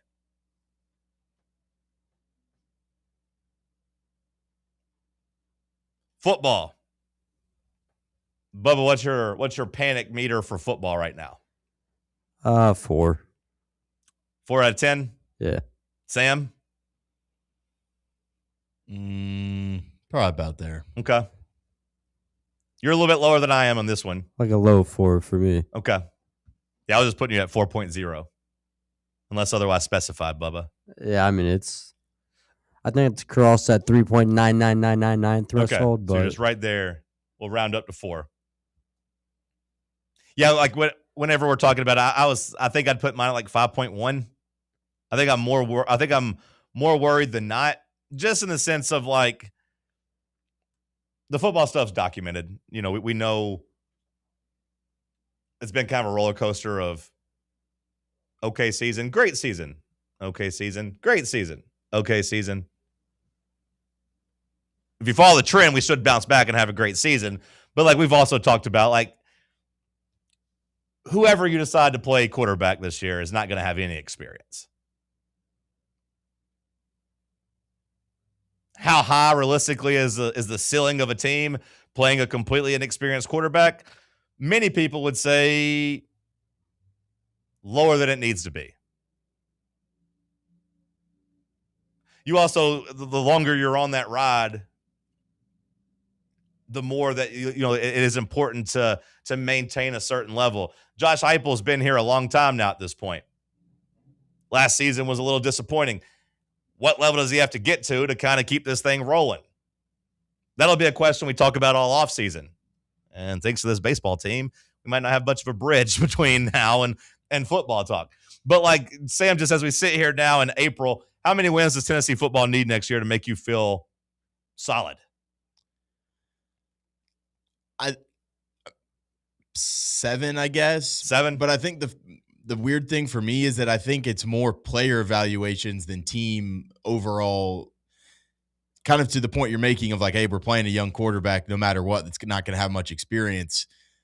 I don't have like playoff expectations either way, and I don't really have like 9-win expectations either way. But as if you go through some growing pains, but Faison Brandon looks really good at times, or George McIntyre looks really good at times, or something like that, and your evaluation for that quarterback of the future looks like the guy that you can bet on for years down the line, I'm not as worried. But like, and I guess those two kind of do go hand in hand, but like I think there is a scenario that plays out where Tennessee wins 7 games, but let's say we roll with Faison Brandon and he looks really good in some of those games.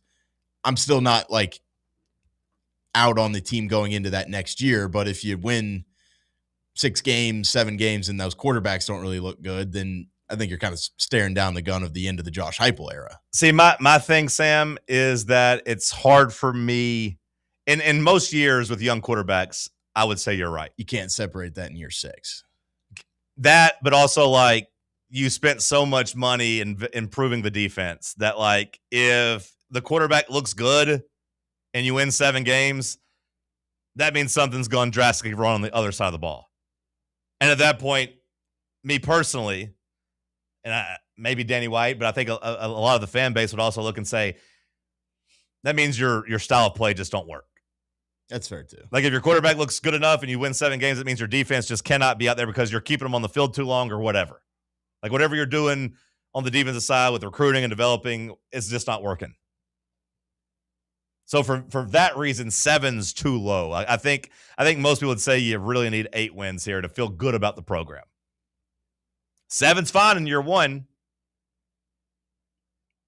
7 would be fine if this was year 3 and you were starting a true freshman quarterback. I don't think 7 would be fine in year, 6 now? Or is this going to be year 7? 21, 22, 23, 24, 25, 26. So this will be year 6. Yeah, like that.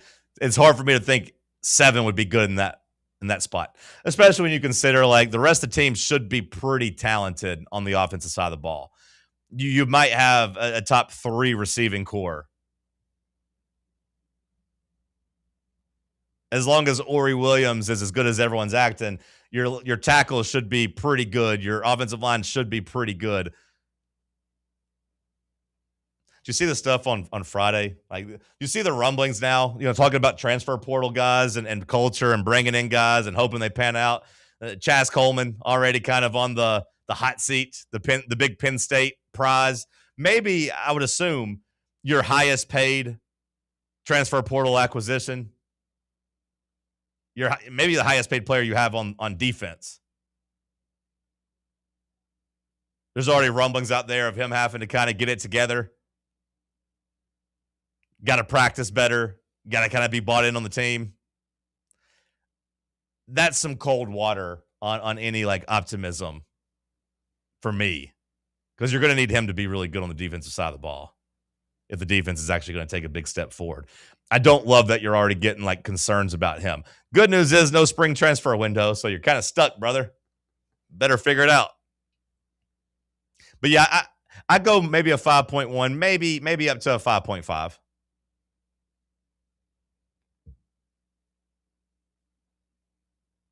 Where are you at right now in baseball, Bubba? 5.89. Okay. Sam? 6.8. Okay. So you guys are a little bit higher than I thought you would be on that. Because it's like, I know it kind of backtracks what I said earlier, how I'm not panicked at all. You know, I still trust in this process, but I'm also, for this season, I know what it's going to be. I'm also putting the excuse that these guys are young enough to where they're, you know, I'm going to give them at least another season at, you know, fully, and then we'll see what happens in a year and a half from now. You're at the very end of the light yellow section Yeah. of the meter. You're about to move into dark. Now, if we don't win another game outside of like the midweeks, yeah, for this season, it's going to be up in like the 7s and then 8 maybe. But you said we don't win another game for SEC conference play. If we lose every SEC game for the rest of the time, you're going to be at like a 7 or 8. Is that what you said? Yeah. Did you mean to say SEC series or did you mean to say SEC game? SEC game. If we lose the next 18 games against SEC competition, I'll be at an 11 out of 10, Bubba. Right now, I think I'm right there to 7.1. I misspoke on that, John. Yeah, you meant series. Yeah. Or you just meant like struggle. I think women's basketball, everyone should be like a at least in the 9s, right? Yeah, brother. I mean, we ain't got nobody down there, John. You got to be at least in the 9s with Kim Caldwell at this point. Unless your take is you just don't care, so you're not going to panic. Like, I was just about to say, I was like, they're off my board. Yeah, like if you're a 0 and you just don't care, okay, that's fine. But like for the sake of the game, like you got to be in the 9s and probably over 9.5. They're in such bad shape that it's just not worth your time to like worry about how bad it's going. This open tryout's going to hit like crazy. Danny, hey students, have you ever dreamed of being a Lady Vol?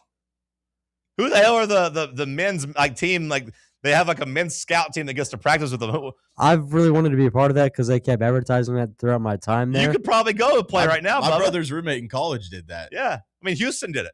Yeah, Houston Crest did it. Yeah, like he did it during the Candace Parker heyday. So like that was whenever it's kind of cool. Bubba, you might be able to take these girls now. Like you might be able to fare it. I've seen you play basketball.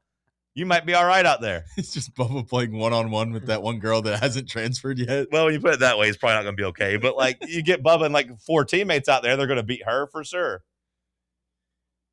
Danny White should be having the same conversation, though, about his panic meter because whether it's fair or not, baseball and basketball, the two that I think are at least, like, in the 7 or above range, buddy, those are your babies. Women's basketball, that's all you. Baseball, behind closed doors, if we take a truth serum, Danny might be like, hey, I tried to tell everybody I was wanting to hire somebody else. Like Danny White might be like, I wanted to go out and actually hire a guy that we knew could coach college baseball. But no, Vol Twitter had to tell me to hire Josh Elander. If I'm Danny White, I could be like, hey, this is your fault. Don't blame me, blame you.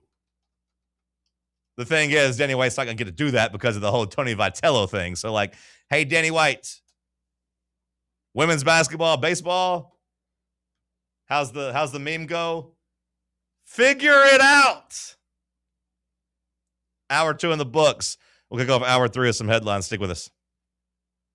Check out our new and improved website at fanrunradio.com. Okay, so we really need uniforms and equipment for this season. Can I trust you with that? Cool, I'll just order them online. What? Yeah, I'm going to hop online and I'm going to get them ordered. Hold up, that's not a good idea. We shouldn't just spend money on some random online retailer, okay? I mean, it seems pretty convenient. Trust me, it's a terrible idea. Let me simplify this for you. SM Athletics. Okay, how do you pronounce it? SM Athletics? They're the go-to for uniforms and equipment, whether it's for universities, high schools, youth leagues, you name it. So So why wouldn't you rather go with professionals who can guide us through the process, design the perfect uniforms, and deliver the best equipment? Yeah, I guess that makes sense. What's the name again? SM Athletics. Right. It's definitely smarter to go with a company that emphasizes customer service, fair pricing, and, of course, excellent products. Exactly. So, yeah, I guess it's settled then. For uniforms and equipment for all sports, it's SM Athletics.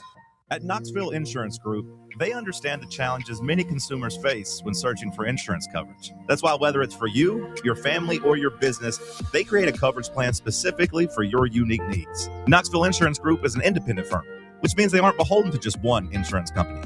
They search multiple companies, acting as your negotiator to find you the best possible policy and price.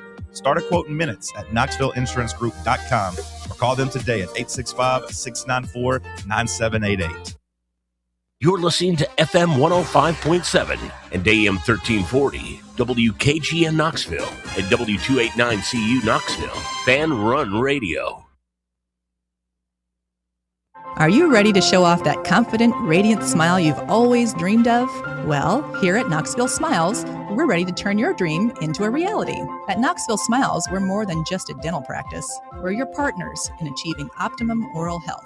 From routine cleanings and checkups to advanced cosmetics and restorative procedures, we offer a wide range of services in an environment that makes every visit a positive and comfortable experience. At Knoxville Smiles, it's about more than just treatments. We're focused on creating a welcoming environment where you feel like family.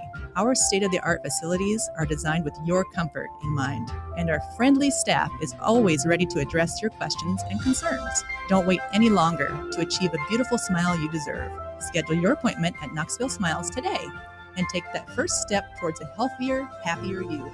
Call us at 865-539-1776 to book your appointment today, or just visit our website at knoxvillesmiles.com.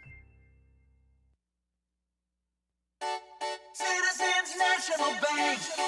Life is more fun with a Good Life checking account from CNB, offering extra benefits including bank travel.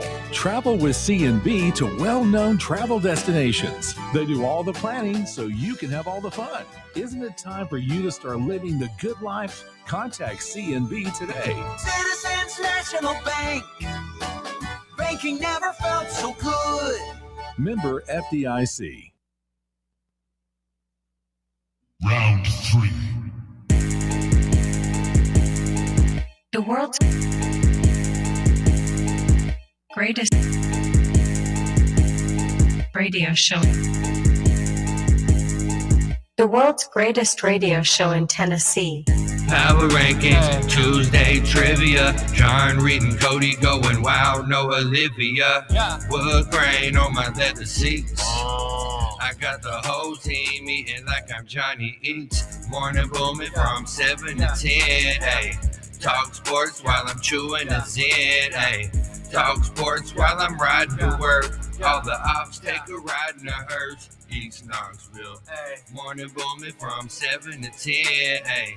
Morning booming from Hour number 3 kicking off here in the White Claw Hard Seltzer Studios. This batch of headlines brought to you by Knoxville Smiles.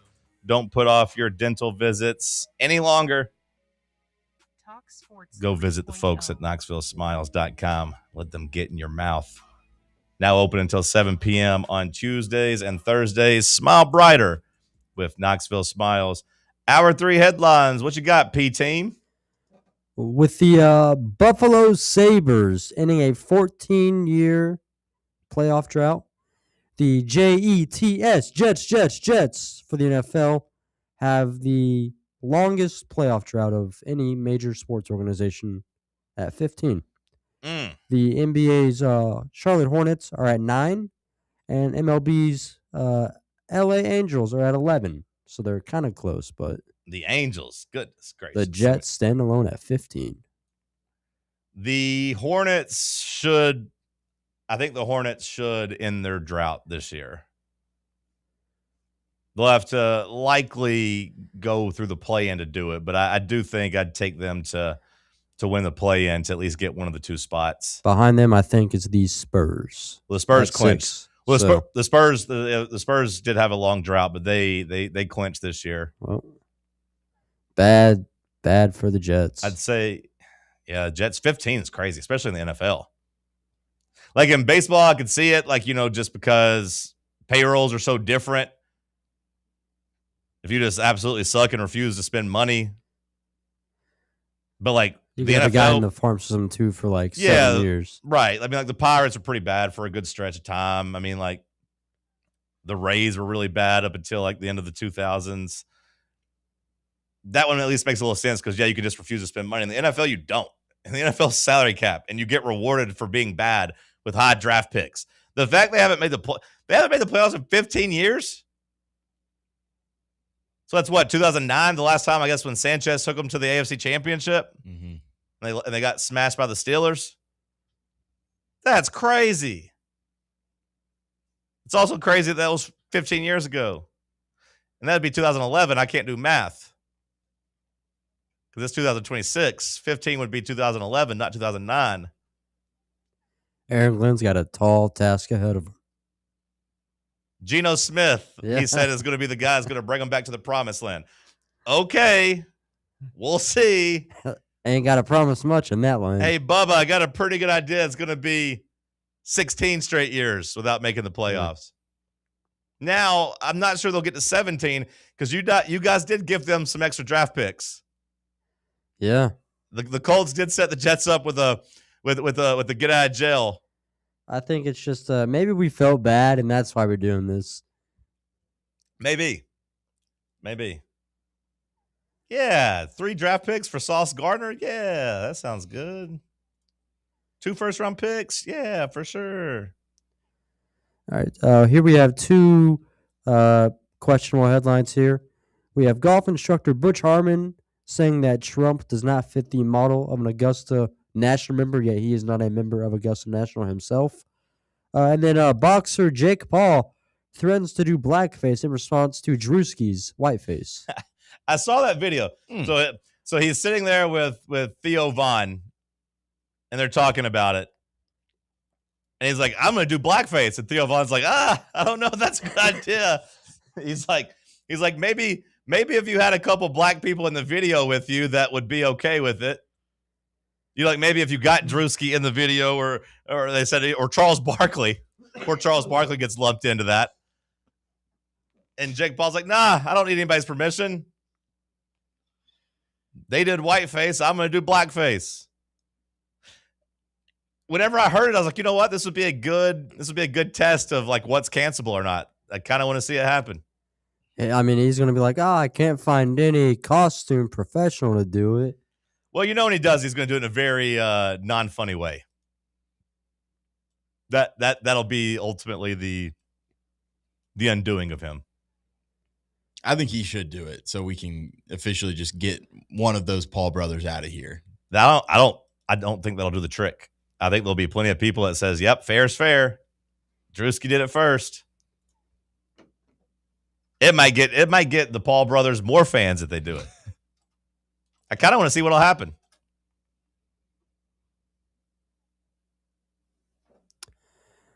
This is not sports related, but it's just dumb to me. Okay. Law and Order SVU using a VTuber as a plot for an episode. A VTuber is now a virtual like YouTuber or content creator. So they'll create like a mocap like cartoon character of themselves.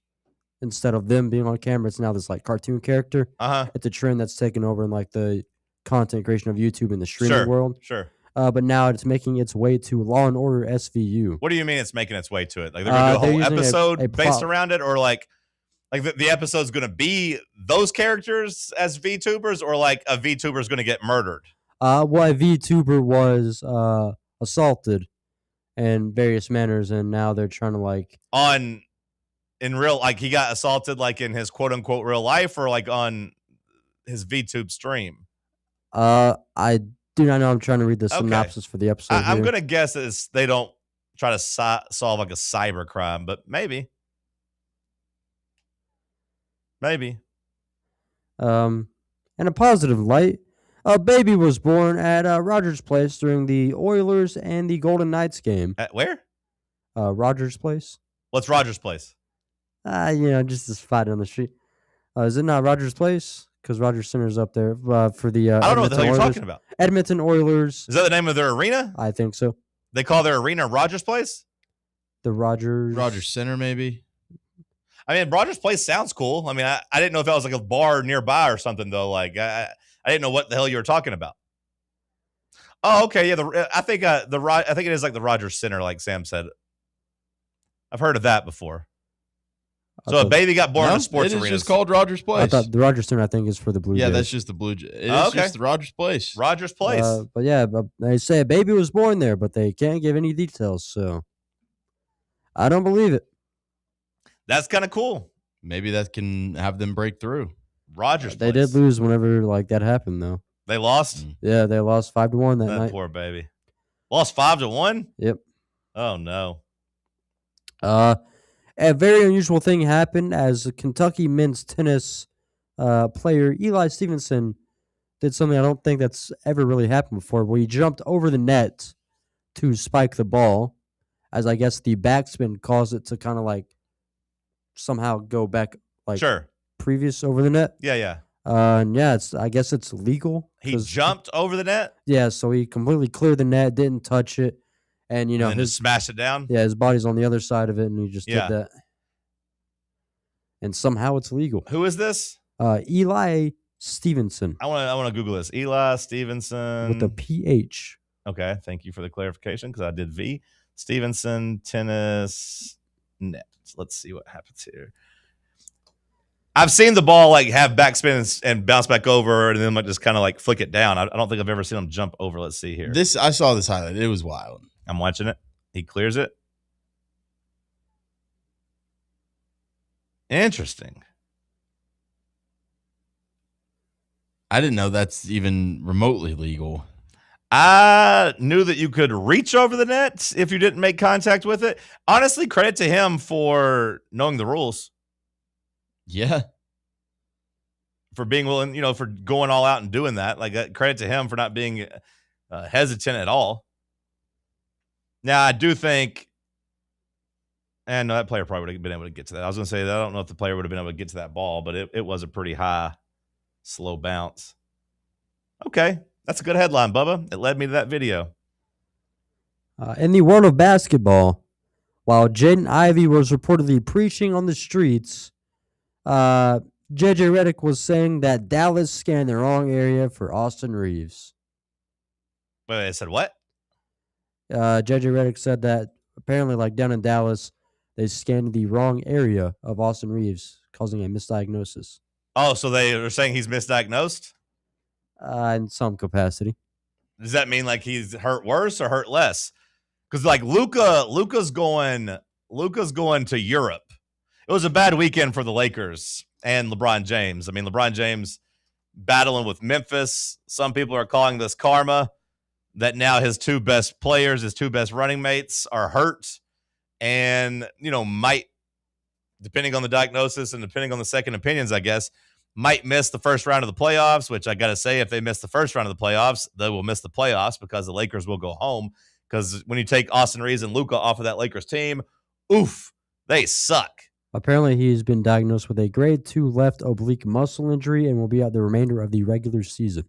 Right. So I'm wondering, like, are they hoping that the misdiagnosis means it's not as drastic, or they're saying it might be even worse? I guess that's my question. Because the Lakers they'll get smashed in the playoffs without Luka and Austin Reeves. LeBron was playing his ass off yesterday against the Mavericks, but it didn't matter. They still lost to a tanking team because the rest of the team's so bad. Karma, I guess.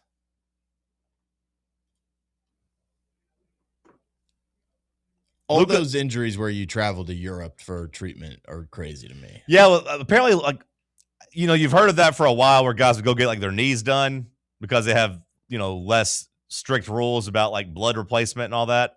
They like take your blood and spin it like in a really fast thing and then put it back in you. Stem cells. They do that too, but there's also like Mexico, brother. But like Luka apparently isn't doing that. He's going there just for a second opinion because I guess he doesn't trust American doctors. Like he said, he's going there just to get checked out, which maybe they give him some type of treatment, some type of shot and fix him. I don't know. That's what I'm saying. I feel like that's what that means whenever they're like, oh, we're going for a second opinion. It's just like, this American medicine don't cut it. We're going to go to Germany or Switzerland or something. I feel like that's where they always send them. And it's like, he'll be magically fixed in 3 weeks or something. I mean, I hope he is. I hope he is, because I was very curious to see what this Lakers team.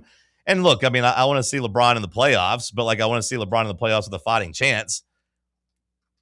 The Lakers have started playing pretty good whenever it was him, Reeves, and Luka. They'd kind of figured some stuff out. Without them, I mean, they're cooked. Denver's already tied them in the win-loss column. Denver's going to pass them. Denver's hot. They've won 8 in a row. Did you guys watch any of that game Saturday? Wemby versus Jokic? No, I didn't catch that. I was curious if it caught the... I saw Wemby looking mad as he walked off the court. I was curious if it caught the most casual fans, just because Wemby and Jokic are two of the guys I think people would want to watch. But that was a classic game. That was great. Made me feel good about Denver's chances in the playoffs. I've been wondering if they have that switch they can flip. I do think they do. I think they're going to be a tough out. Any other headlines? Come on, newsman. Yeah, we have Jake Berger for the Rangers, bringing back red contacts to combat against dark baseball environments and arenas. Okay. I know Nike, I guess, used to do this way back in the day. Really? But I don't know the company now. I'm not going to name them. But, yeah, apparently he's trying to bring it back. Huh. I can't confirm if it actually works or not either. Part of me says no, the fact they got rid of it. But part of me says yes, with the fact they're bringing it back. I don't know. I've never heard of it. Red contacts. You don't remember Kyle Vandenbosch with the red contact lenses with the Titans? I just thought he was doing that to look cool. Oh, you're saying you think this guy, the reason why he's saying it is actually legitimate? Well, that's what I'm wondering. Yeah, because he says he's bringing it back for nighttime games, right, Bub? That's what you said, right? Yeah, he says he's bringing back amber contacts in darker ballparks. I assume that's to help see, right? I feel like he's just saying that so that he can look cool. Okay. Well, if that's the case, if he just wants to look cool, that's fine. Because yeah, Vandenbosch looked cool with the red contacts, but I just thought he was doing that to look cool and intimidating, not to have sunglasses on, essentially, or night vision goggles, I guess in this case. Although, yeah, maybe the guy has just found a cheat code. I gotta say, the MLB baseball season seems like it's been pretty exciting through the first 2 weeks. Yeah. I would agree also. I mean, we got also here Walker Buehler. Buehler, yeah. He disagrees with the ABS because he thinks that longer tenured guys should get more leeway with the ABS. Okay, so he's trying to take up for the umps. I did see something this weekend. Let me see if I can still have the stat pulled up. Nope. I don't think he's taking up for the umps. He's just a crybaby that rookie gets the same call as a veteran now, basically. He's like, I didn't get parts of the same strike zone when I was a rookie coming up. Oh, okay. So he's doing the whole crabs in a barrel thing. He wants to pull people down. I thought he was saying the veteran ump should have more leeway to make their own strike zone. But he's saying that veteran players have paid their dues. Yeah, he's like, as a veteran pitcher, I didn't get that strike zone when I first got into the league, so you shouldn't be able to get those That calls. is something I always heard, is that so-and-so's earned that call. Whenever they've shown precision for 7 years. Walker Buehler hasn't earned anything in his career. I mean, they're a perfect game. He's a solid pitcher, but he's not let's not act like we've got Mariano Rivera here, He threw a perfect game though, right? Or am I misremembering that? For some reason, I don't know. For some reason, I'm thinking of Walker Buehler perfect game. No? Research team can't confirm? That memory isn't popping out at me, but has Walker Buehler thrown a perfect game? Nope, doesn't appear so. Wait, nope, doesn't appear so. Okay, never mind. I do kind of stand with him, though, because for the first time this season, there was one that was very bottom right of the strike zone, and it was just a millimeter, touching the zone, apparently, this virtual zone. I do think I do think that I saw a stat that said this is the most walks that it's been issued in like MLB history through 10 games or whatever. And I was wondering if that had anything to do with the ABS and like overturning calls. I would guess that those two probably go together. Yeah. But I was talking about the baseball season, and I'm as casual as it gets, but the highlight that Joe Adele put on, the show he put on Saturday, was amazing. There's been a lot of people, at least I've seen on social media, disputing. They're saying if you end up in the over the fence, over the wall, like it shouldn't be, and you catch it, it shouldn't be a home run because you didn't bring it back into the park. Well, the announcer said the same thing. The announcer ruined one of the best baseball plays of all time. I didn't hear the actual call. The actual call, the announcer says, he's done it again. Oh, but he ends up in the stands, so that'll be a home run. Like, that's what the announcer says during the call. Yeah, he completely botched it. And me, casual, I was like, oh, wow, so that's a home run. And then I later found out it wasn't, but like I was like, surely the announcer knows. What's the rule there? Like, if is the rule like as long as like one of your body parts is like in the fence whenever you catch it? Because I'm sure like his like ankle was still below the fence. I don't know the specific rule. I would imagine it's just like you got to be in the field of play when you leap to go grab the ball type of thing. Yeah, so I was just wondering like what would stop. I mean, Major League 2, Tanaka gets on top of the fence to catch the home run. Yeah. He just hops up there and catches it. Like, could you realistically jump in the stands and go into the stands to catch it? I don't know what the rules are. But when he fell in, I was like, is that a home run? The announcer was like, it's a home run. So I said, damn. But then later I found out it wasn't a home run. I also feel like that iconic Red Sox catch against the Tigers where I can't remember which guy, but he went over the wall. So was Torrey Hunter there at that time? He might have been Jackie the one Bradley. that hit it. Jackie Bradley, maybe? That could sound right, yeah. Jackie Bradley Jr., maybe, was the catch? Yeah. I know which one you're talking about, though. Like, he fell in. Yeah. I don't feel like there was much, like, outlash of, like, oh, man, like, that should have been a home run. I feel like he was just like, oh, my God, what a catch in the playoffs. You know? Like, yeah, I don't know what I think the cutoff should be. I mean, I feel like if you're jumping and your body takes you in, like, I think that's fair. Did you see, like, the picture that the one picture's guy badass, posted? yeah. I was crying laughing at someone tweeting. They said Zach Campbell in the stands after he just killed a kid to catch a ball from batting practice. I didn't see that one. I saw one that was like, this is what Derek Jeter thought he was when he had caught that one foul ball and then purposely dove into the stands. I liked that one because Jeter definitely did not have to dive in the stands the way he did. I was such a Yankees hater back in the day too. So that one tickled a part of my brain I needed.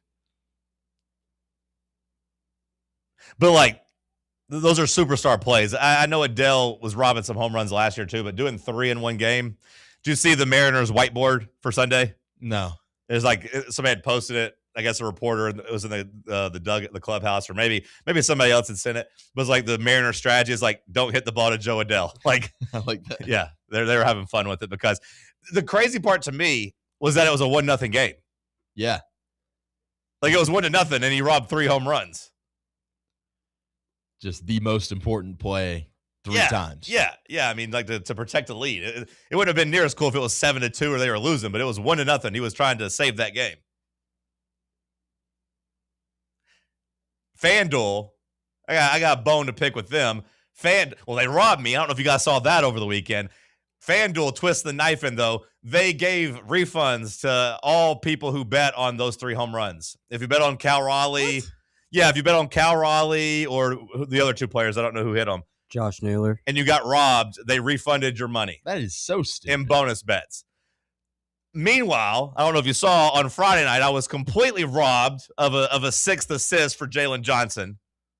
That would have put him over 35 points, rebounds, and assists, and won me a nice payday. They've yet to respond to any of my inquiries for an explanation. And then they straight up robbed me again last night. This is an Adam Silver problem, though, maybe more than FanDuel. But DeMar DeRozan, I bet on him to score 15 points, Sam. He came out in the first quarter, 5 minutes, scored 9 points. I think he passed Oscar Robertson, for like 15th on the all-time scoring list. He came back in for 2 minutes in the second quarter and then just didn't play again. Didn't take another shot because they're taking it and they benched him. And I need Adam Silver to get a damn grip on this. How about FanDuel refunds me that money? But if you're going to give it for Kyle Raleigh home runs just because he got robbed, I got robbed of about 20 minutes for this guy to score 6. He had 6 more points. He had 9 in 5 minutes. We were definitely going to get to 15. And then the Kings like, nope, we're tanking. Have you started to threaten FanDuel? Like, I need an explanation, to start though. saying, like, hey, I'm going to take my money to DraftKings if you don't mess this up. They're not going to listen. Did you see the play, though? Did you see the Friday night, the Jalen Johnson assist? No, I have no idea what you're talking about. Go to my Twitter profile right now. I needed 35 points, rebounds, and assists to win this bet. He had 34, and they did not give him an assist on this last bucket. I need you to go check my videos on my Twitter profile and give me your honest assessment here, because I'm ready to call the FBI. I need Cash Patel on the line right now. Have you found it yet? I'm watching right now.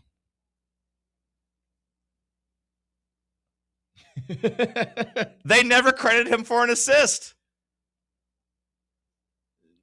Do you think they thought that was like, no, that's even, yeah, that's an assist. Like, the only thing you can say is that the ball got tipped, but from every rule I can find, Sam, it says that if the pass is deflected but does not drastically change course and still leads to a bucket, it's still an assist. You cannot get more of an assist than that pass. I don't even know how to play devil's advocate on the other side here. Yeah. There's no one's been able to respond to tell me I'm wrong. FanDuel and NBA stats, they just got their head buried in the sand. That was a big parlay. It cost me too, and I felt like I was taking crazy pills on Friday night watching it.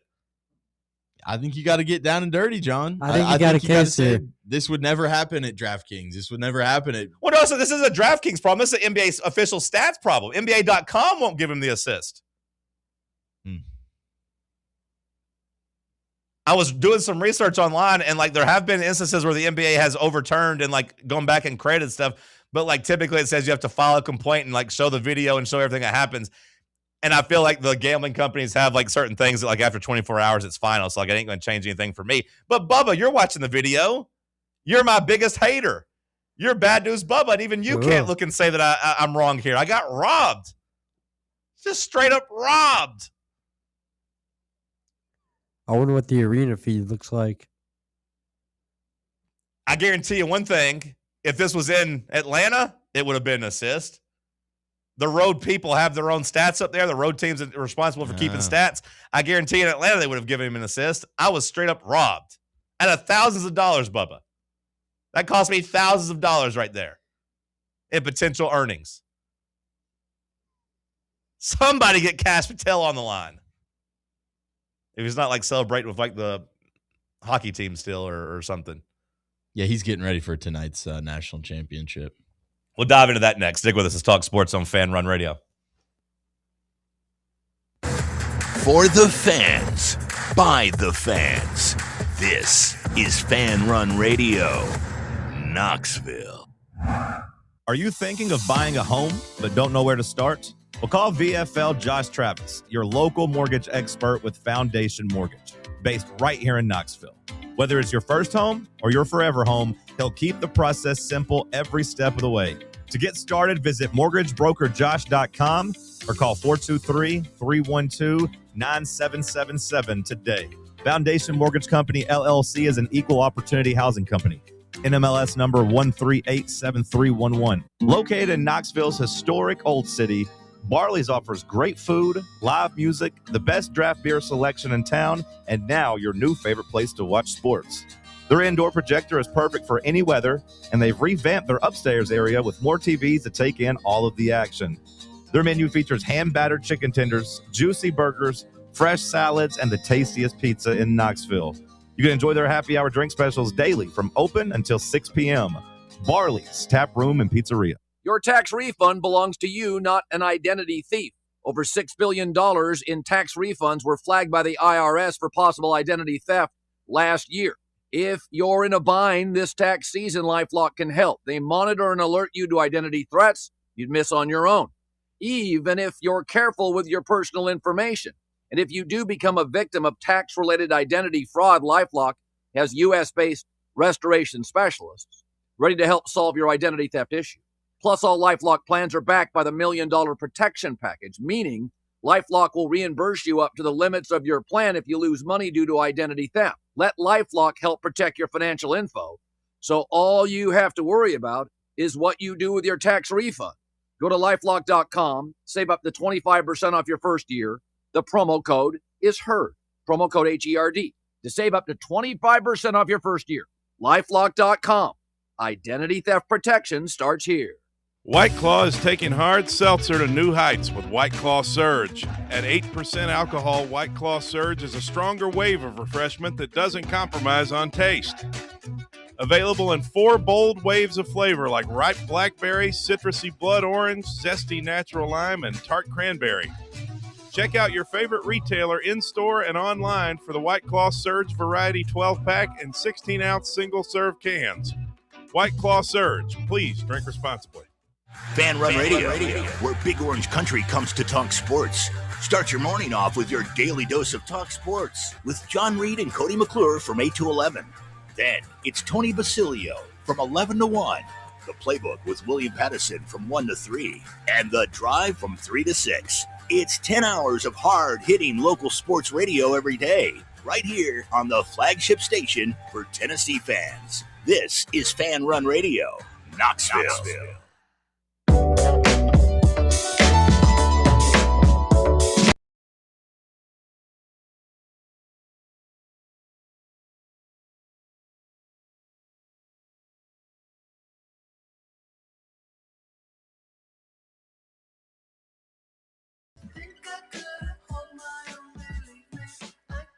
Dusty May, one win away from a national championship tonight from breaking through. Danny Hurley, one win away from a third national championship. They're glazing Dusty May from his performance over the weekend. Do you see their strategy where they were purposely missing shots off the backboard? I'm not going to lie. I thought that was kind of awesome after. No, for sure. It's one of the things I don't think I really picked up on during the game. No. But I saw some did you see some video pulled of it after? It's 100% true. Yeah, no, they said they did it on the first play, and they did. And that's how Mara kept getting the ball down low and scoring. I mean, they had a great strategy, and he's getting praised for it. And he's getting praised also. Apparently, he was making them shoot basketball inside the big house to deal with depth perception of basically playing in a football stadium. Like, hey, we're going to put this court here, and you need to see the sight lines when they're way back, far away. I really don't like any of the players on Michigan's team, but I do kind of like Dusty May. I like Mara, okay. Any guy over 7 foot tall just pisses me off now. I'm now interested in Mara as a NBA draft prospect. Yeah, he'll probably be really good in the NBA. Yeah, no, I'm interested in there. And the Hawks have a pick in the 20 range from Cleveland. You could tell me that Mara was an Atlanta Hawk, and I'd be kind of excited about that. I'm curious to see how he does because, he's turned into a really good ball player. His playmaking's pretty good. And I got to say, I came out of the Elite Eight game hating Yaxel, but I got to say, him shaking off his mom and agent and saying they wanted him to sit out the second half, against Michigan, but him saying no, or against Arizona, excuse me, but him saying, nope, I'm going out there. Now, he couldn't really play, but he went ahead and said, hey, I'm not, there's zero chance I'm missing the national championship game. As his mom and his agent are like, don't do it. He's like, nope, I'm going to play. And that's the type of stuff that wins you over. So, I don't want to like him, mostly because he beat my team's ass, but that's the type of stuff you look at and say, I hope he wins a championship. Now, I do like my cousin Terrace Reed, too, though. That guy's a dog, too. So I don't really have a dog in the fight tonight. Congrats to me, by the way. Let's clap. I won my survivor pool. Nice. I took down 60 people. Sounds like insider trading. It was not insider trading. It was not. The only insider trading was I had confidence in Iowa and Tennessee. That's where I won it.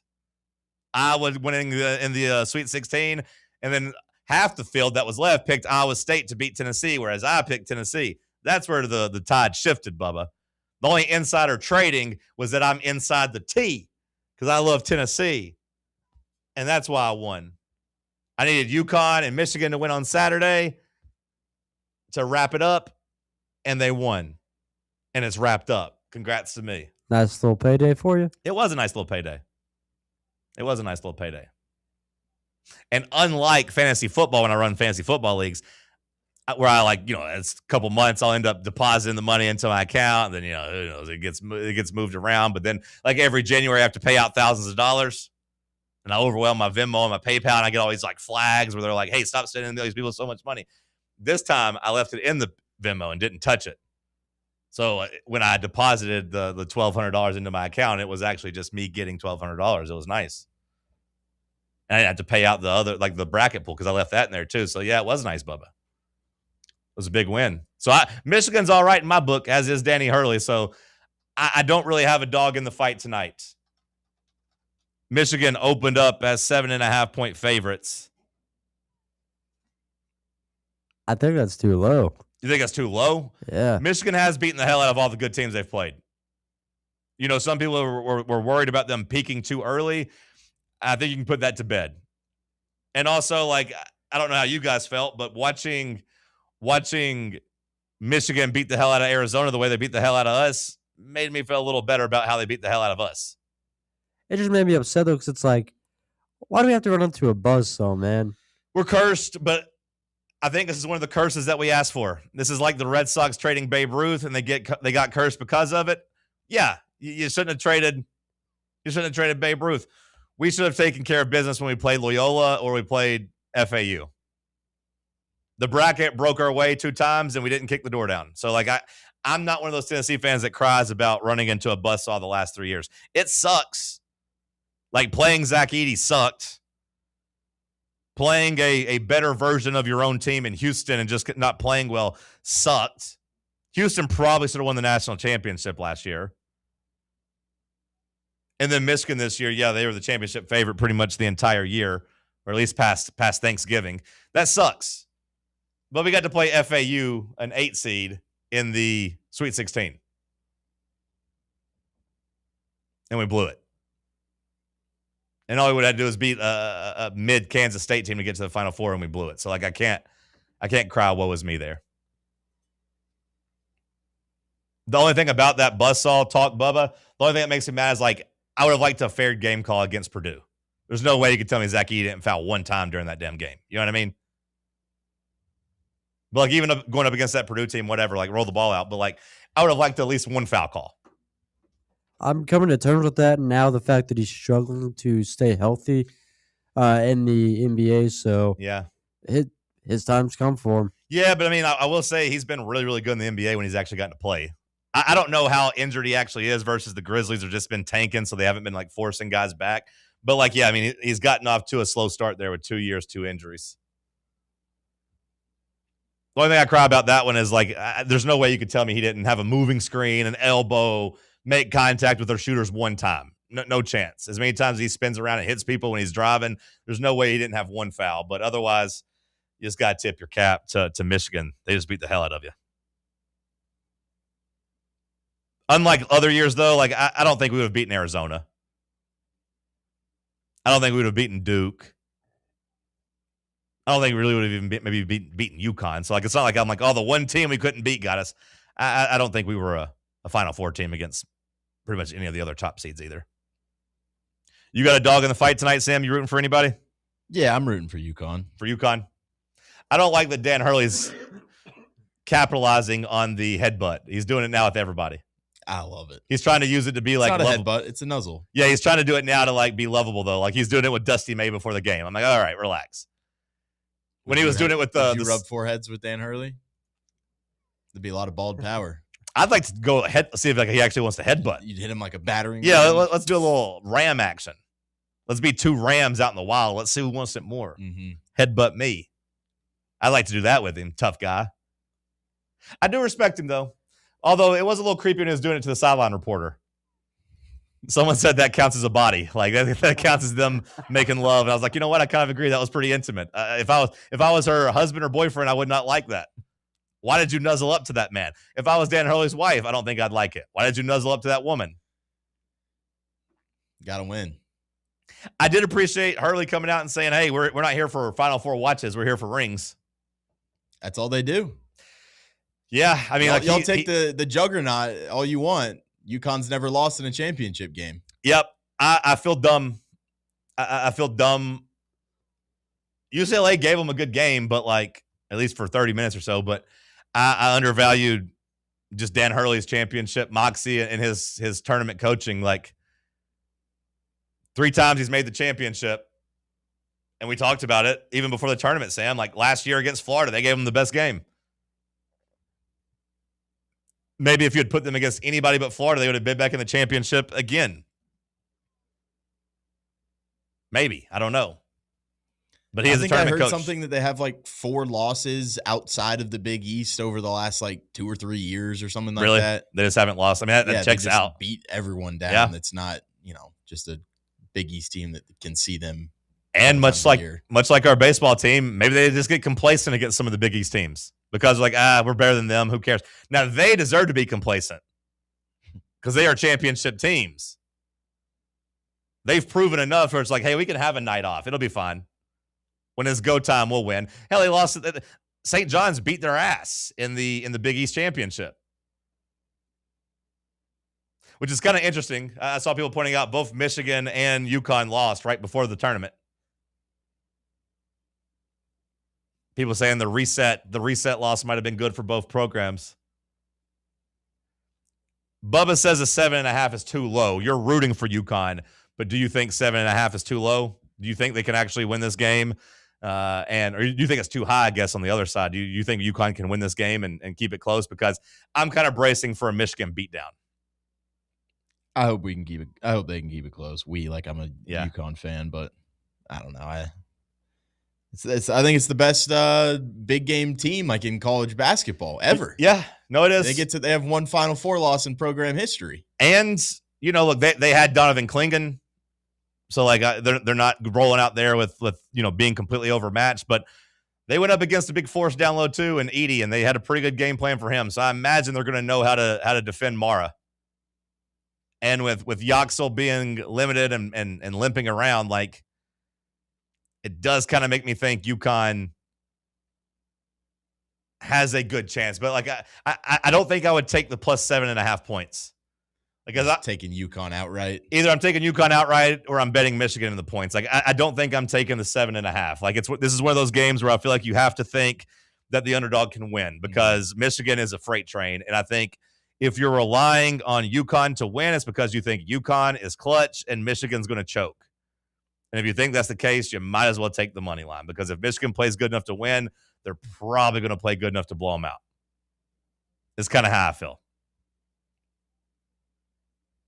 Maybe that's wrong, but I just see either a Michigan blowout or a UConn win.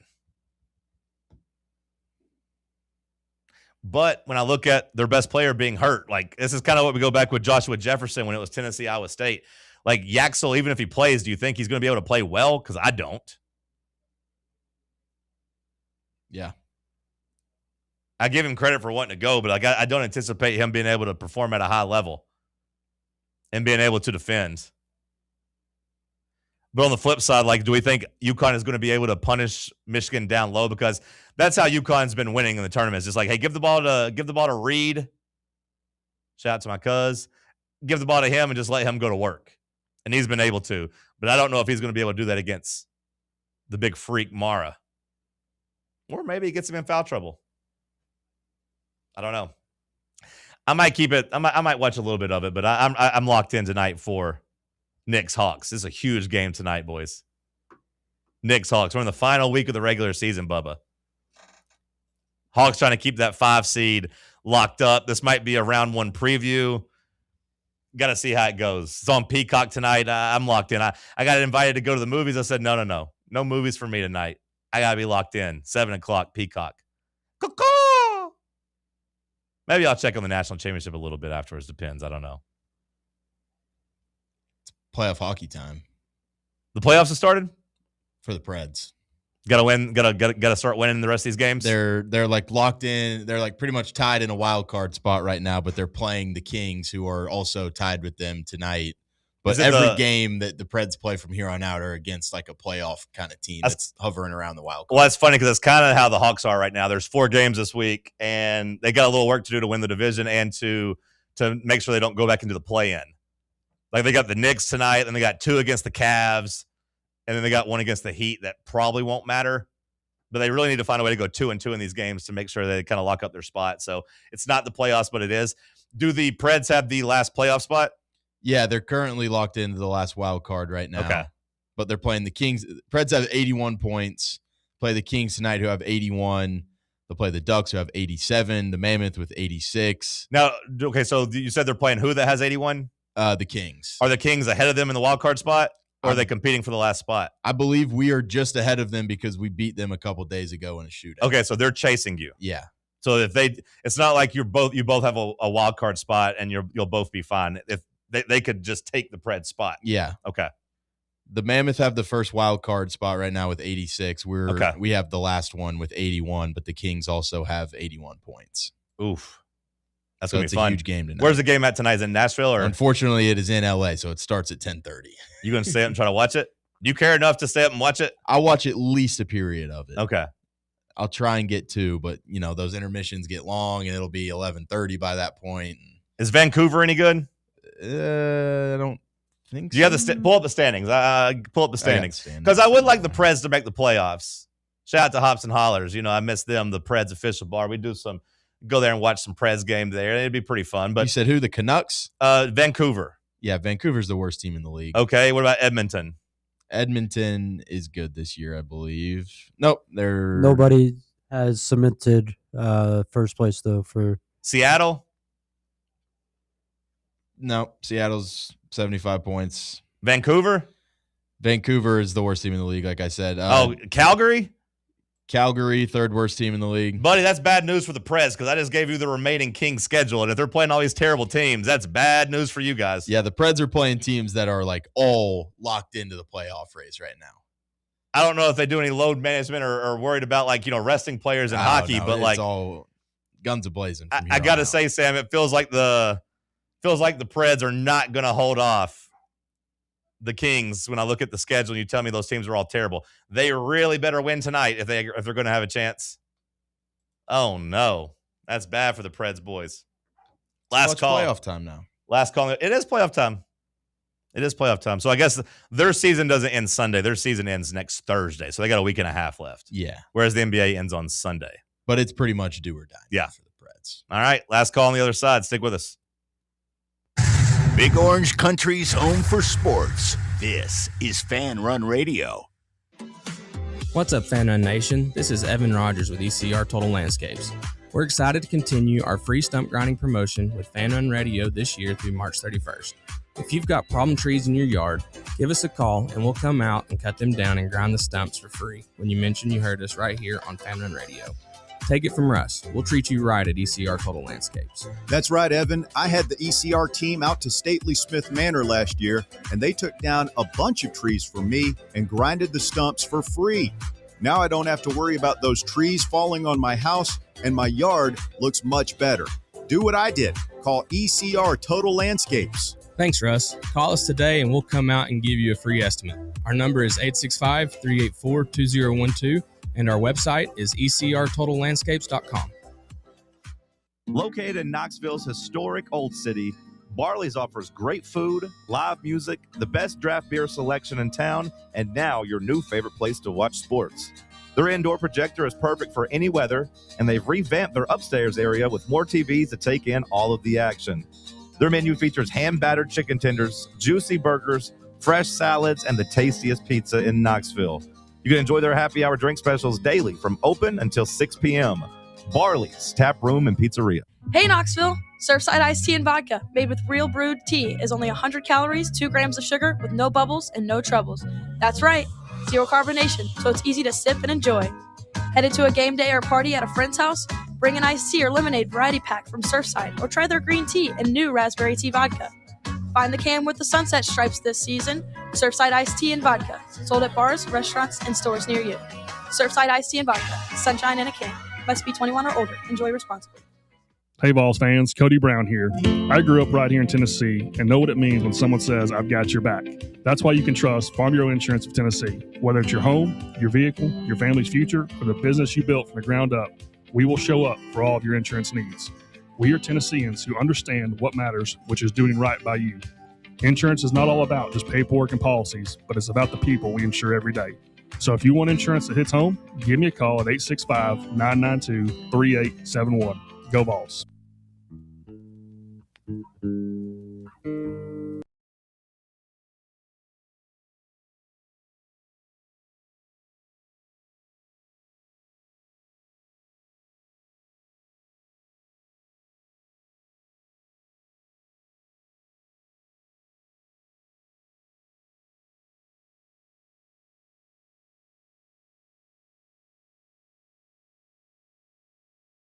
Last call here on the program as we wrap up this Monday show.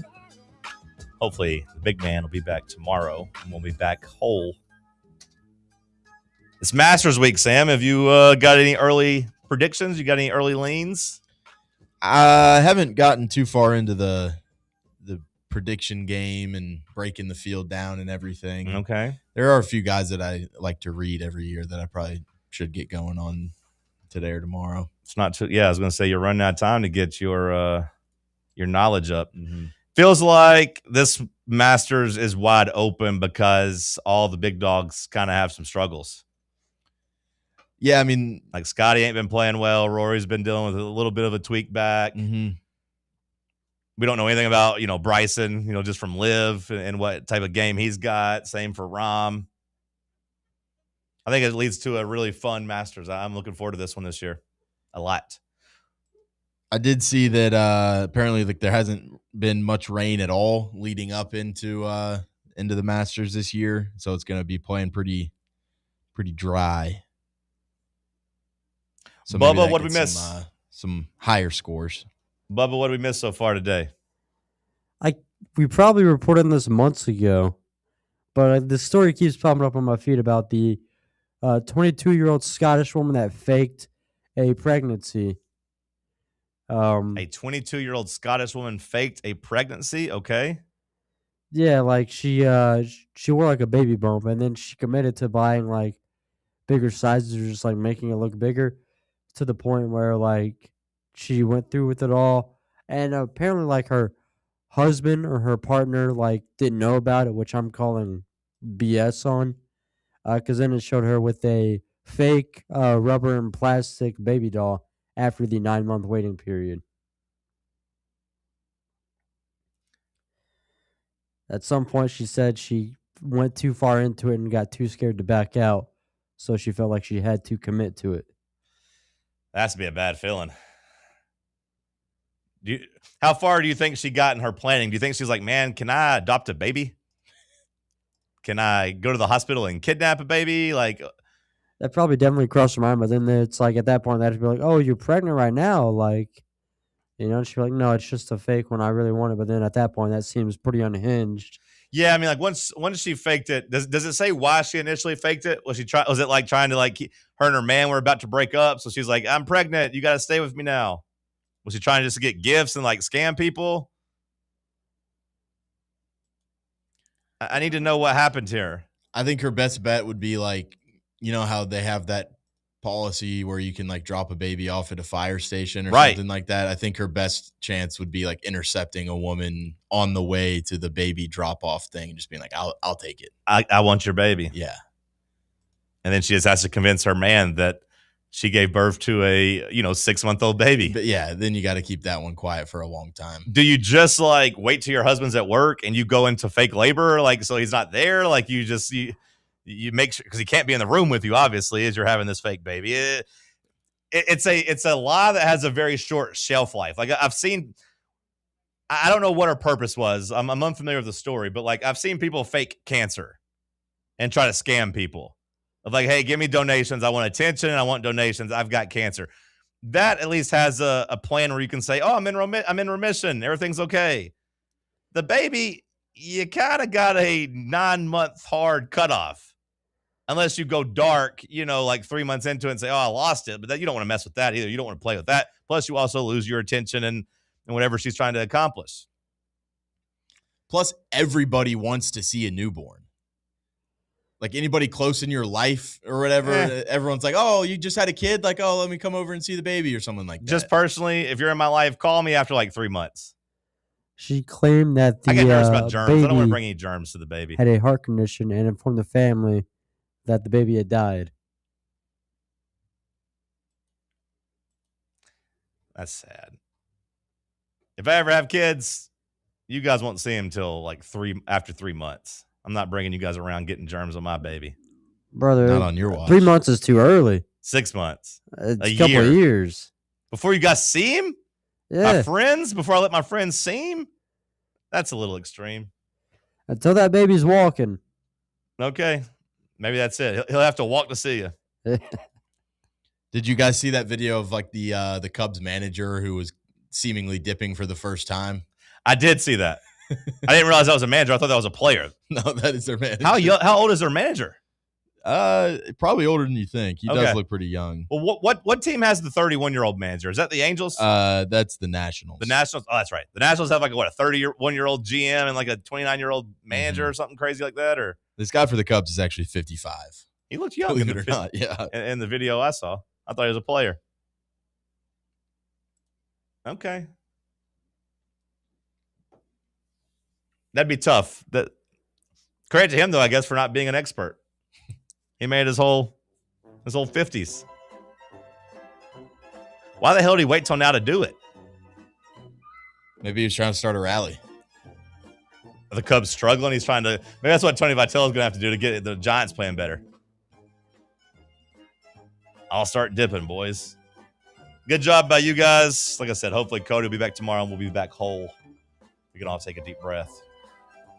The Tony Basilio Show coming up next. We'll have you covered on all things Tennessee. Stay locked in on Fan Run Radio.